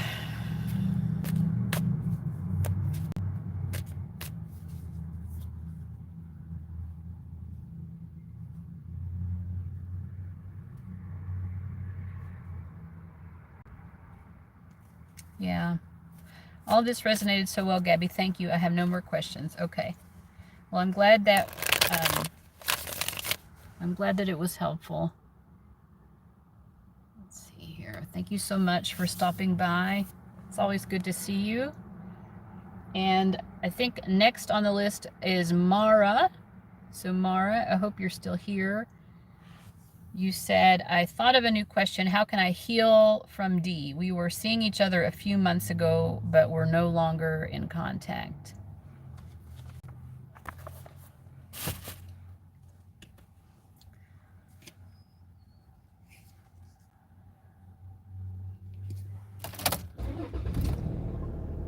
Just starting my battery, making sure everything's good. Hello, Mara. Okay, so D, I think you've asked about this person before. So this is an ex. How can I heal from D? We were seeing each other. Okay, we were seeing each other a few months ago, but we're no longer in contact. And is this a guy? I just want to use the correct pronouns. How can Mara heal from D? Okay. They were seeing each other, but are now not in contact. I just saw someone drive by who was like dressed up like the Joker. Happy Christmas. Merry Christmas. Okay. So Dee and Mara. Okay. How can you heal? So the first thing your spirit guides want you to be aware of is that Dee still, there is a lot of love here. The shared energy is the star card. Yeah, there's like a persistent star card and Page of Pentacles, like a persistent love. The love has not diminished. This is special still to both of you. On his end, we have the Ten of Wands, the Four of Swords. I think that he chose the easy way out. Because he wanted to be with you, but he didn't want the pressure, or it was too tough for some reason. We'll try to ask more about this Ten of Wands. Like, why did it feel like so much pressure, so much responsibility, so much like I can't live up to this relationship with Mara, is how he felt. So he took the easy way out. He took the easy way out.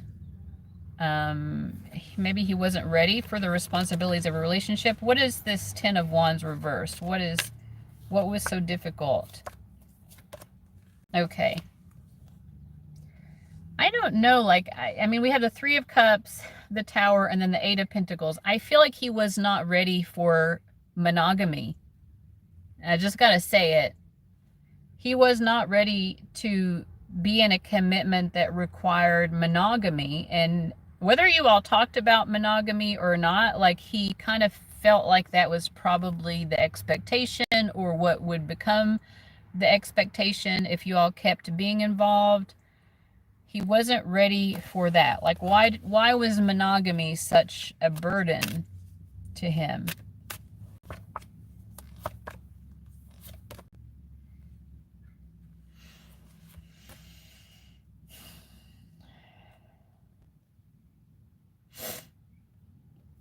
I think this is the classic case of someone who gets scared that if they become monogamous, that the other person will cheat on them and they'll end up being the chump. It's like he would rather not face that betrayal of being cheated on. That's his fear. Like, okay, I'll be monogamous. I can do that, but the fear is that Mara will end up not being monogamous, and it'll be like egg on my face. It's not just embarrassment, though. It's like he was afraid of the betrayal of that. I don't want to end up being a chump by giving her that level of commitment. So he just fled that scenario altogether. Okay, he's been cheated on before. So that makes sense. Have we talked about this before? So much of what I'm talking about today with people, it's like I feel like it's been mentioned before, but okay, so this is just, I guess they're telling you this to give you more of an insight into him, that maybe that will in and of itself be helpful in healing. But other than that, like, how can she heal? So we have the Queen of Swords and the Six of Swords. I mean, I feel like your spirit guides are saying, like, you already kind of know what to do to heal and move on. Like, you're very smart, like you're making smart choices about moving on. You are putting your healing first. You're prioritizing yourself. You're prioritizing what you need to do for yourself. Yeah, we got the Queen of Swords and the Queen of Wands. You're just being you.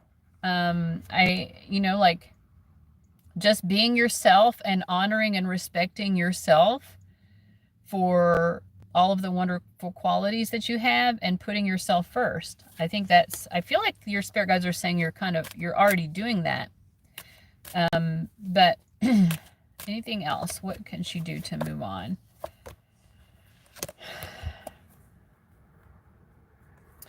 I think that they are telling you maybe not to keep rehashing what could we have done differently to be successful. Like, that is not helping. Like you could replay it back in your mind over and over again and say, well, if only I had done such and such thing different, or if only they had done such and such, or we had done such and such thing different. It's like that's a losing. You're wasting your emotional energy and your mental energy in doing that, because the reality is that's not how it played out. It didn't play out like that, and to be honest, it would not have succeeded anyway. Like there's no scenario like you know, like you, yeah. I don't know how else to say it. It's like there's nothing you could have done differently to have made it work. And so you could keep rehashing it in your mind, thinking that maybe there would be something different that would have made it work, but there just isn't. Okay, who will be my next person? We get the Strength card, the World card representing you, and the Four of Wands representing them. Well, I think that this next person will be someone who you both help each other learn to become fully self-actualized. Someone who helps you to become fully self-actualized, and you do the same for them. I hope you all can hear me because I have the windows open and I'm not hearing well, so I'm like shouting. It's like a deaf person talking really loud thinking other people can't hear them.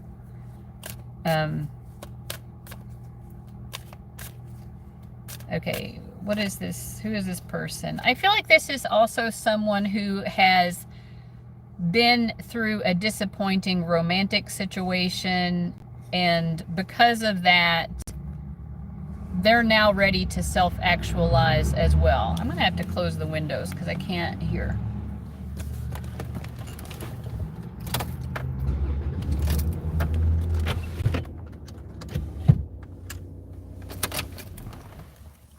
Okay. Yeah, so somebody who is ready to be their best self and kind of overcome some, like, I think this person has some insecurities based on a previous romantic experience that didn't go very well.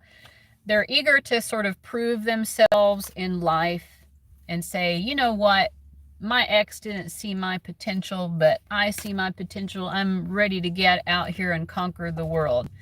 Yeah, that's kind of the energy of this person. They're ready to get out here and conquer the world because their potential was not seen by a previous romantic partner. And they're just like, you know what? I don't have to put myself in a box of what someone else believes I'm capable of, because I know I'm capable of so much more.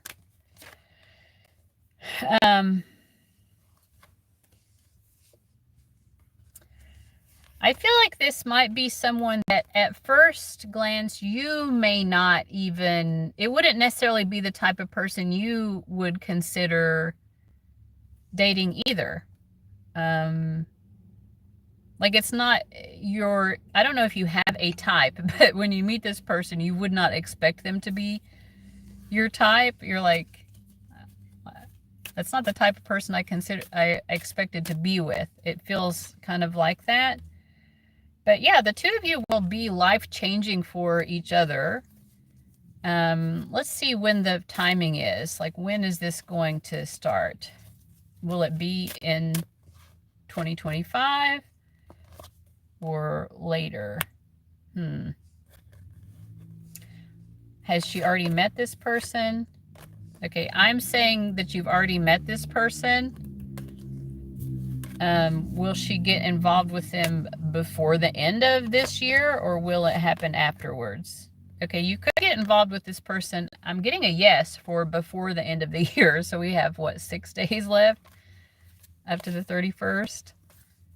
You will have to come back and let me know. That's a bold prediction on my part. 6 days. You already know this person and you will get involved with them before the end of this year. Oh dear, she says.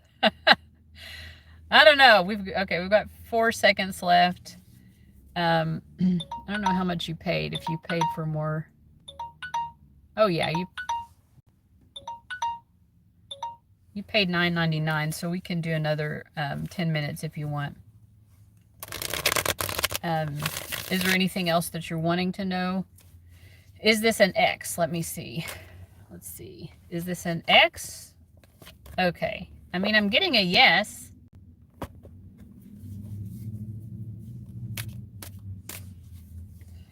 There's that strength card again. Okay, it said that it reconnected me. Okay, it said that it reconnected me, so I hope people can still hear me. I don't know why it does that sometimes. But yes, the answer is that it is an X, and we have that strength card coming up again. Do you want me to ask if it's D? But it's like with the Four of Pentacles, it's like this self-actualization part of it. Neither of you really opened each other up to that self-actualization before, but you will this time around. Is it D or no? Well, the cards are pretty close. It's more of a no because we have a 9 card, but this is an 8 card. So 8 and 9 are pretty close together. I would say that's a maybe. I'm going to call that a maybe, but probably not. But it's a maybe. It might be D. They're not giving us, but we've only got 6 days.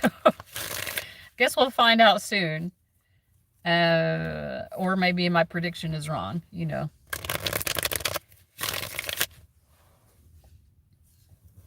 It's a maybe on D.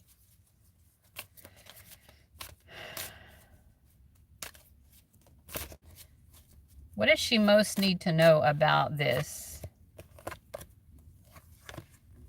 So first of all, I would say not to worry. They're saying not to worry. Don't allow yourself to get anxious. I know easier said than done.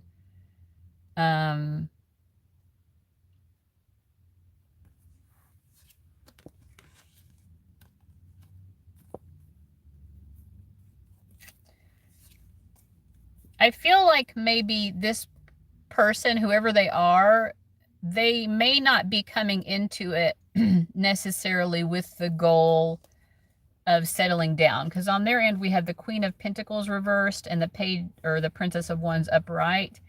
So they're probably not coming into it with the idea of getting like into a super serious commitment type thing with you. But the emotions are very strong on both ends because the shared energy is the 7 of Cups. And I just feel like your spirit guides are saying, try not to overthink it or overanalyze it or let yourself feel anxious. You know, you don't have to do anything that you don't want to do. And it's okay sometimes if people just want to flirt or, you know, it's like we don't have to put that heavy burden.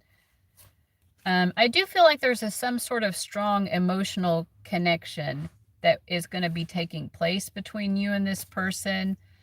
And I think part of what you're doing for each other is you're healing old emotional doubts, like any sort of emotional self-doubt. It's something healing about this, right? And so they want you to view the positive of it. And it's not like every time we have a romantic experience, it doesn't have to end up in like, you know, a relationship or whatever. Like there can be other reasons for us getting involved with someone. You know, it does feel a little bit like maybe this is friendship, but I'm not saying friends with benefits, but like friendship, but there are feelings, like there are romantic feelings. We're having an effect on each other. We're having a transformative effect on each other's lives, right? All right. So I don't know if you have any other questions or anything else you want to ask about. I hope you're still there.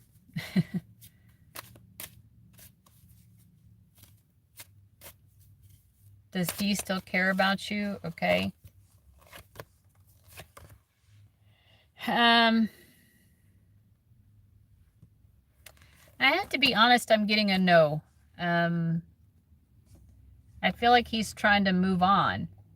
Like he's looking for other things. I feel like he just wants to be free. He doesn't want to be kind of emotionally attached to anything that makes him feel that fear of getting hurt. You know, because I mentioned that before, and you said that he'd been cheated on. So it's like anything that triggers that fear of being betrayed in that way, he just is like, let me sail on to something easier that doesn't trigger that feeling in me. He does not like that feeling. So yeah, I don't think that he's allowing himself to sit with his emotions about you, because mostly the emotions that he has about you trigger that fear of being cheated on. So, you know, and obviously it's not anything that you did wrong. It's because of the experience that he had that he has not healed from yet. It's so disappointing because it really felt like we had something. Let me see what your spirit guides say to that. They're also saying, but Mara, you're an attractive person and you have something with many people, right?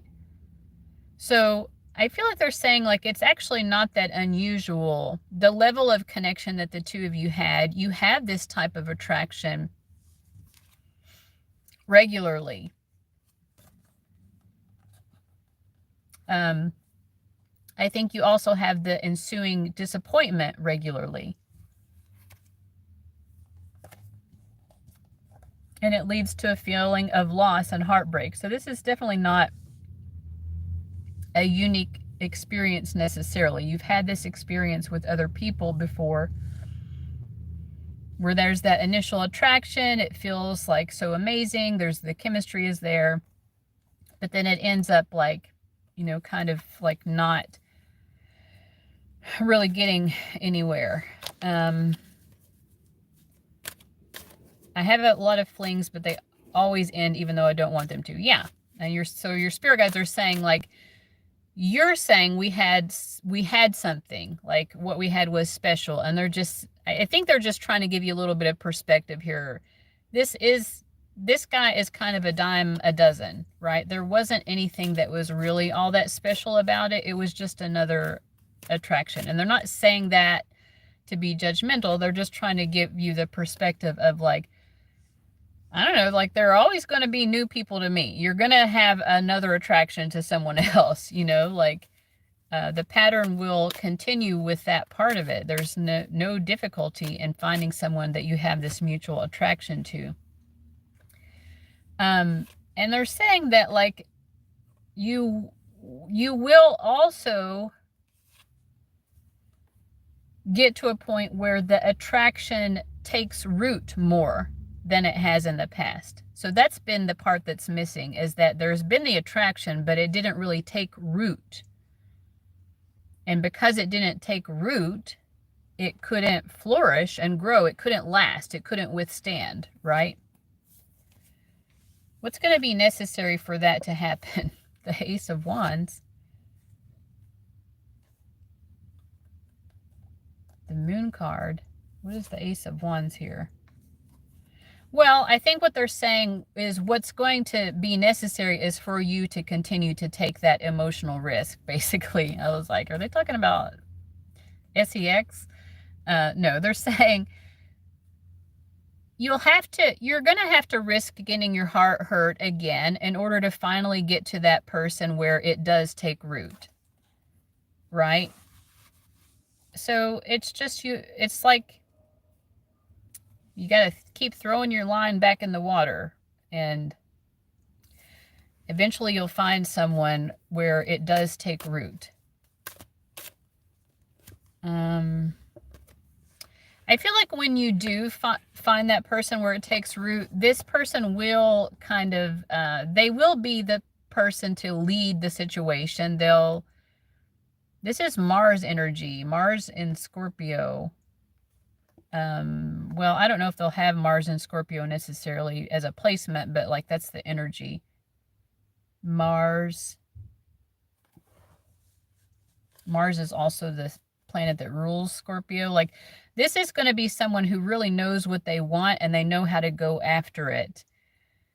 So they're going to lead the situation. This is a dominant masculine. Emotional, but still kind of like dominant in a masculine way. Just getting a sort of description of the person that it will eventually take root with and become lasting. All right, so the timer just went off. I hope that was helpful. The next was Star Girl. Whoops. Sorry about that. Star Girl, and then Nora. And then after that, I think I'm going to cut off the live stream. Hello! Let me scroll back and see what your question was. Okay, can I get a general reading message from my guides, please? Thank you. Yes, you definitely can. And this will give you 10 minutes. So if you have any other questions along the way, throughout that, then you can just let me know. But we'll see just general messages from your spirit guides for Star Girl. There's a YouTuber called Star Girl the Practical Witch. I think she changed her name, and I don't know what her name is now. But I don't know if you're aware of her.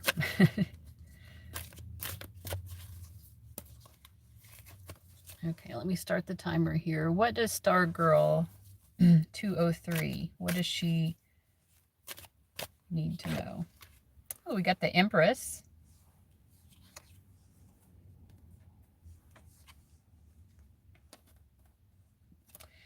I feel like your spirit guides are saying you have a very enigmatic quality.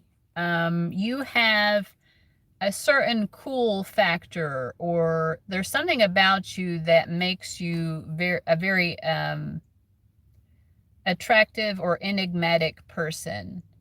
But because the Empress is paired with this 7 of Swords, like you're like a popular girl, but it would be like a popularity that is because you are mysterious. Okay, they're like, people are like, I don't really know.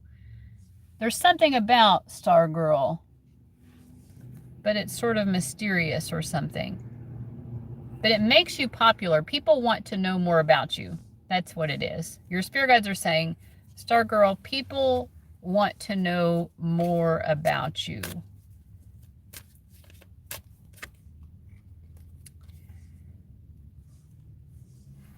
People see themselves in you as well. They're drawn to you because you serve as sort of a mirror to them. And they want to know more about you because really they're wanting to know more about themselves. And you serve as this mirror to them. Yeah, people are looking for answers in you. They're looking for answers in the way that you live your life. People look at you and think, you have the answers. You have the answers. You know what you're doing. So I'm looking to you. But really what they're trying to find is themselves. Okay? And I'm just asking, like, is there anything else she needs to know about this? And I'm getting a no. I guess that's just a little kernel of insight they wanted you to have about yourself. To understand that you are someone who people find very compelling and enigmatic. They want to know more about you, but it's really so that they can learn about and understand themselves. And you said, I tend to use my experience to help people, so I get it. Yeah, that makes sense. Okay, what else do your spirit guides want to talk to you about? We have the strength. We started out with the Empress before, and now with the strength. We have the strength and the Five of Pentacles. Is this talking about... No.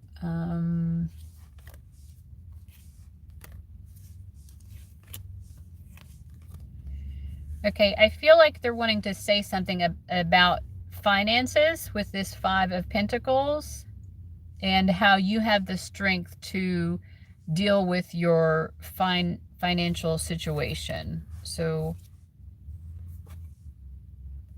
yeah, something about finances, money in, money out. Let me just try to understand what they're saying here.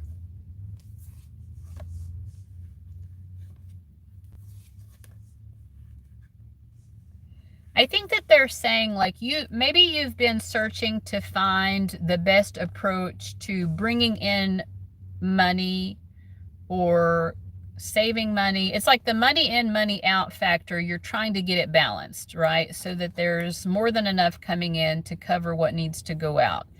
There are two different ways of approaching that, right? You can make more money, or you can spend less, or you can do both, but like it has to balance out more.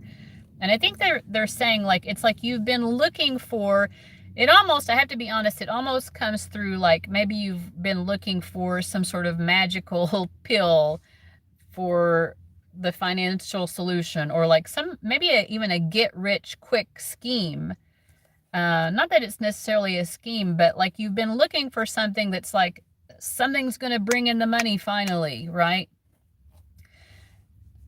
Okay, so they're acknowledging that, and I feel like they're saying that the solution that you really need to find is simply doing what you love.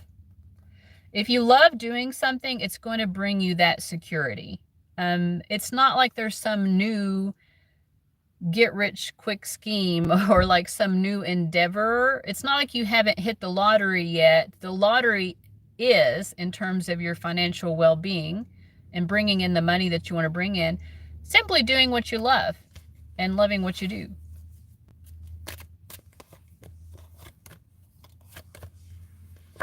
And like cultivating that, right? Like doing what you love, loving what you do, and continuing to grow in whatever that happens to be. It could be many things, right? What do you love that you can earn a living from? Invest in that. Invest in doing what you love. And, you know, sometimes there might be moments when things get dull. It's like, okay, I love this. It's kind of like the reverse Tom Sawyer whitewashing the walls effect. In Tom Sawyer, well, I don't know if this happens in Tom Sawyer or Huckleberry Finn, but the character Tom Sawyer, he's supposed to be whitewashing these walls, which means painting them white. He knows that that's work and he doesn't want to do it. So what he does is he gathers these other kids together and he convinces them that they should pay him. Like, do you have a quarter? Do you have a nickel? You have to pay me a nickel and then you can get to paint this fence, right? So he got other people to pay him to do his work. But I feel like they're saying with this Four of Cups, sometimes we can find what we love and we start, you know, like we're following our bliss and we're making money, and then we start to fall out of love with what we're doing. You know, like these kids, they thought they liked what they were doing, even though it was work, because they weren't seeing it as work, right? And then sometimes when we find what we love and we figure out how to make money off of it, it's like that, the fact that it's now work. Before it was just something we loved. Now it's something we love, but it's also work. It's hard to maintain that sense of like, I just love what I'm doing and I love it for the benefit, because it gets tied up with that other thing that is called work. But yeah, they're just saying like you have to focus on what you love. I feel like you said you're trying to find a career that matches me. Your spirit guides are saying that you will with the World card. You will find the career that matches with you.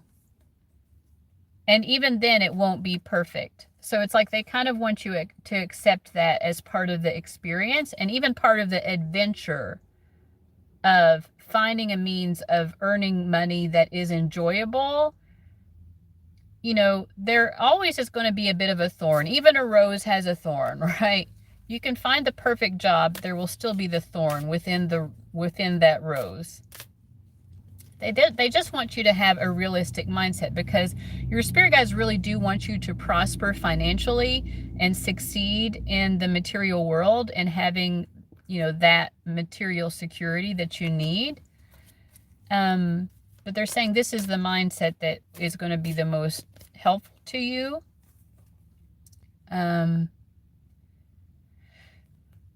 Is doing what you love. But understanding that even then, it's not going to be perfect. Okay. Anything else about career or no? Okay, so I think they're done with that. Anything else that you want to talk to her about?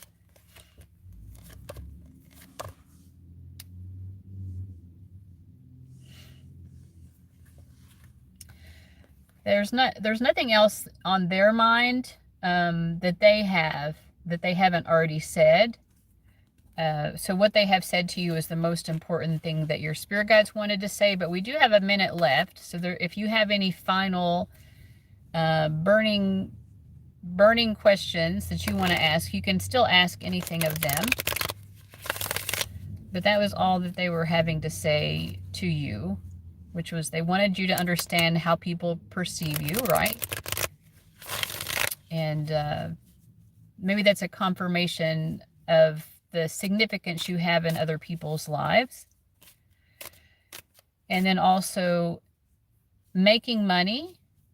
They understand that you keep looking and looking for the right way to make money, but I know it's easier said than done, but like following your bliss really is what they're saying. Following your bliss is actually, I know that's much easier said than done, but that's what's going to bring you financial prosperity and like security. Can I get a spiritual guidance from them about my path? Because it's confusing. Just your life path.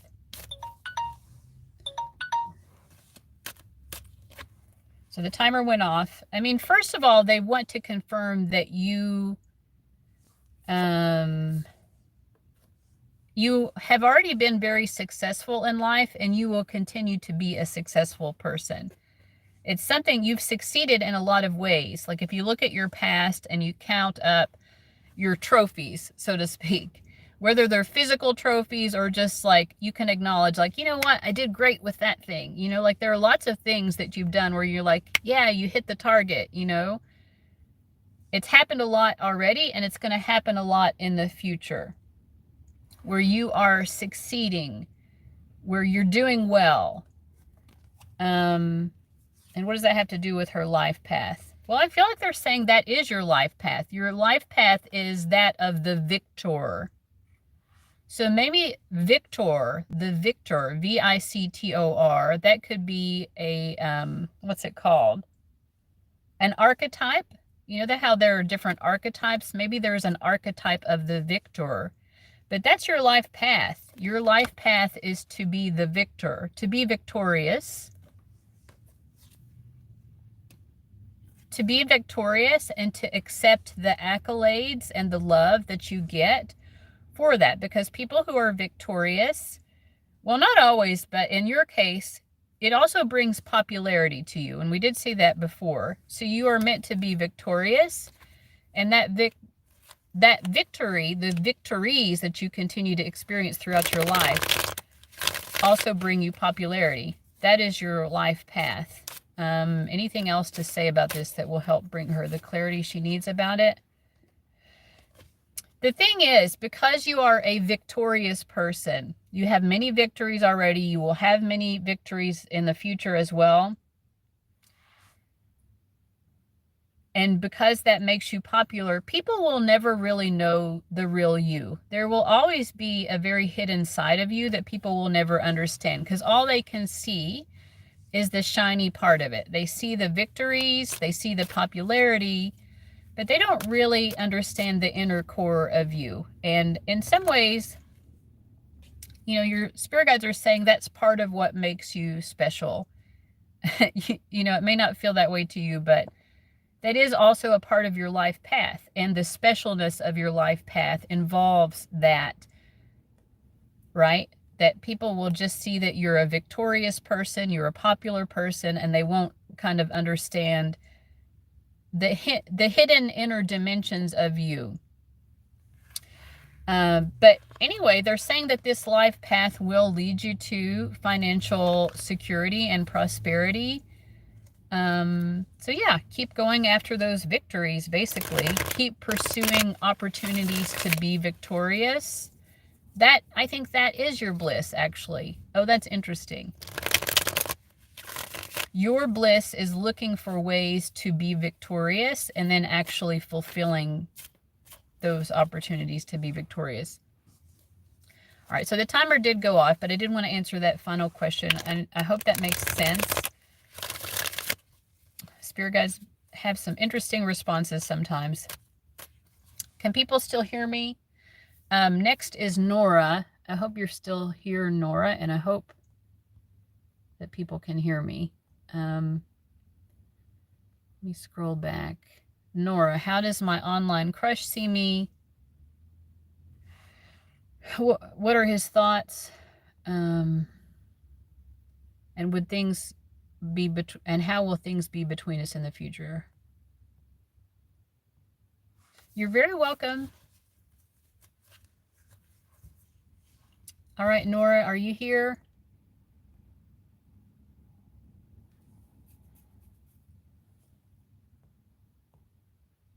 Hello. So can you give me the first name or the initials of your crush? And then also, were you purchasing 10 minutes? Because I'm not familiar with the currency you're using. So I don't know if that equates to $5 or if it equates... Oh, actually, someone told me before it's color-coded. Okay, so green means $5. So that's $5. So never mind.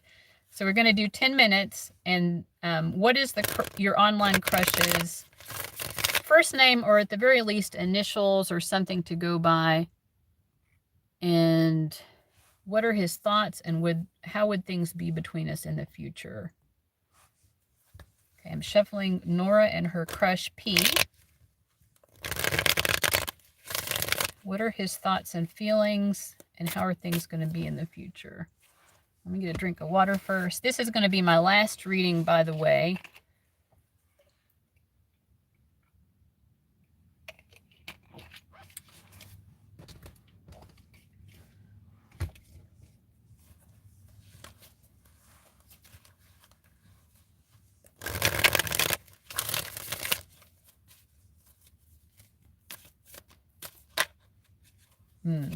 Okay, well, I got the Two of Cups reversed popping out. We're going to see more what that means. Let me start. Ooh, I think he's upset with you. This guy's upset with you. So he's coming through as the Queen of Swords. The shared energy is the Ace of Wands, and he's seeing you as the Five of Wands. He's not viewing you very positively right now. And we had that Two of Cups reversed. Like, I think he does have an attraction, but it's like he's mad at you. He's mad at you. I think he feels like you are making him compete with other guys for your attention. And he's like, I don't like that. I don't like having to compete with other guys. Because even this Queen of Swords, there's a couple in the background. He's a little bit icy. He's feeling a little bit cold towards you. Now, he might be wrong, but I'm just saying, like, he's a bit heated towards you at the moment. He's a bit pissed off. P is peed off. He feels like you are expecting him to compete with other guys for your love, and he does not like that, you know. And the reason it bothers him is because he does have feelings. He does have feelings, and he wants you. He wants to pursue you, but he doesn't want to have to compete with other guys. To him, he's like, pursuit is one thing, but you pitting me in this coliseum having to compete against these other guys, like throwing it in my face. This is what he's imagining. This is what he thinks is going on here.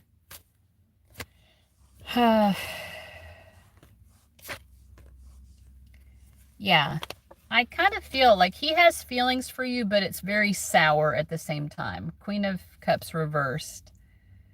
I mean, he's like, okay, she has every right to do what she wants to do. Nora has every right to do what she wants to do. I don't have control over her. She's not my possession or anything like that. He's like, granted, I can acknowledge that. But he's like, at the same time, it really is giving me sour grapes that she feels like the best thing to do with her time is to go out here and be flirting with other guys and like still looking and seeing if someone else is better than me. It is causing him some digestive issues. I feel like it's upsetting his stomach even. Like, this is strange insight, but he barely talks to me. Yeah.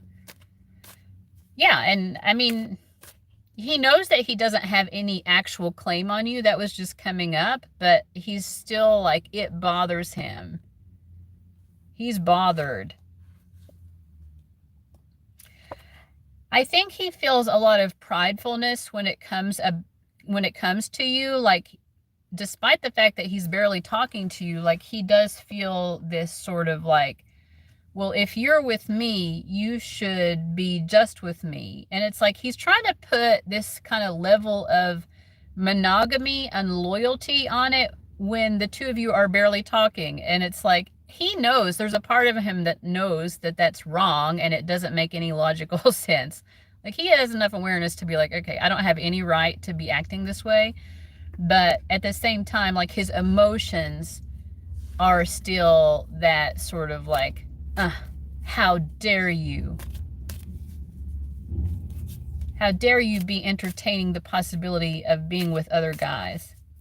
And I'm feeling flattered. I think the reason you feel flattered by this is because the fact that he's so bothered does show that he is very emotionally invested in you, you know? But it is in this very prideful way. What do we need to know about that? I think he feels, first of all, I think he feels like the two of you have not really had the opportunity to have alone time. And he feels like that's what's, like, if the two of you had time to be alone and talk and get to know each other alone, then you would get much further. But I will say it's not easy for him to open up or even trust someone enough to be alone. Like, he does not often, like, I don't think he dates much, or like, you know, he hasn't done a lot of like,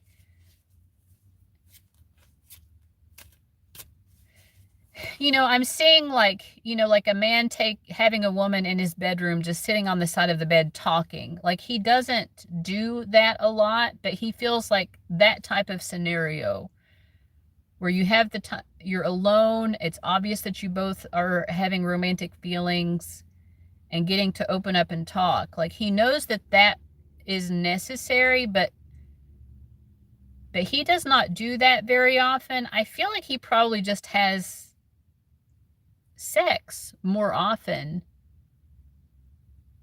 where it's just sex more often than the like, we're trying to actually develop intimacy and get to know each other. He has a lot of walls up. Yeah, he is a crush, I mean. He has a lot of walls up. It's not easy for him to let someone in. Yeah. I think he is like trying to like feel out, like, is there ever going to be an opportunity? He does want there to be. And normally it's rare that he wants this with someone, but he does want the opportunity to be alone with you, to talk. not to hit it and quit it, but like he does want to get to know you in that way. But yeah, anything else about how he's feeling and thinking? He is super into you. I will say that at the end. Which again, that's why you were feeling flattered. He loved to party. Okay. Yeah, I don't see that there's anything else to say about his thoughts and feelings. I think we've covered it. And then you were also wanted to know, like, what would happen between the two of you in the future. So let's just see about that. I feel like you're going to break this guy's heart. And it's not even that you're trying to, but he's coming up as the Three of Swords. I don't know if you're going to end up with someone else and it's going to hurt his feelings, even though he didn't really take the risk that he needed to take. I mean, I think even, you might get involved with someone else and it's like you could still like kind of care for him and like think he's a nice guy, but it's like, I had to move on. You know what I mean?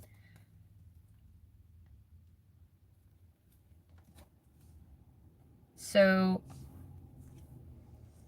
yeah, I think you're probably going to get with somebody else and it's going to hurt him. But even he is going to know, like, I kind of brought it on myself because I didn't really take the risk. I didn't really do what needed to be done. So we've got like 2 minutes left. If you have any other questions about this or anything else.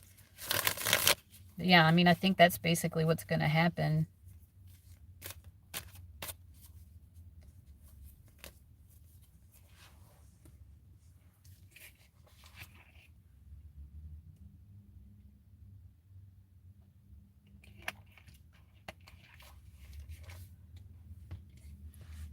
Are you still here? Are you still hearing me? This did happen once before where... Okay. Yeah, we've got a little bit of time left if there's anything else you wanted to ask. And then I'm going to close out the live stream. Okay, go ahead. Go for it. We've got a minute left, but I'll make sure I answer the question.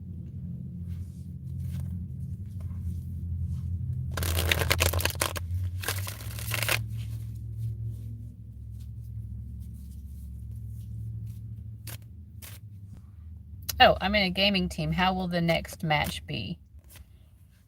I get the 10 of Pentacles, so I think the next match will position you very well to, I don't know, are there more levels beyond this? If it's some sort of like tournament where you would move to the next level, I see that you all would be moving to the next level. But overall, this is a very positive card in terms of a competition. Yeah. So I see you moving on to the next level and probably a good chance that you'll get to the finals, if there's such a thing with this. Because the 10 of Pentacles, it feels like going the distance, like going all the way to the very end of the tournament. Yeah, you'll get to the finals. I don't get a strong sense of whether you'll win, but I do feel like you'll get to the finals. I don't want to predict that yet for you, because I want you to be able to, I don't know, I just don't want to put it out there, whether it is a yes or a no, because it can sometimes, those sorts of predictions can influence the outcome in ways that it's a little bit philosophical, I guess, on my part. But I do feel like you'll get to the finals, right? The final match or whatever, final competition. You will be in that. Okay, good. I'm glad you understand. Yeah, because it's like a lot of times people ask me too, like if they will pass a test. And I'm so afraid because I'm like, what if I say yes, but then that influences you to not study and then you end up not passing the test? Because things can still be affected by our choices, right? All right. So, yeah, the finals sounds great. I mean, the 10 of Pentacles is a great card for a competition. Going the distance, I love it. But anyway, so good for you. So I'm going to go ahead and close out the live stream, and it was so great. Happy Christmas and Merry Christmas, and maybe I'll see you in a live stream before the new year. If not, I hope everyone is doing well. Thank you so much, Nora. Thank you to everyone else who showed up today, and I'll see you guys later. Bye-bye.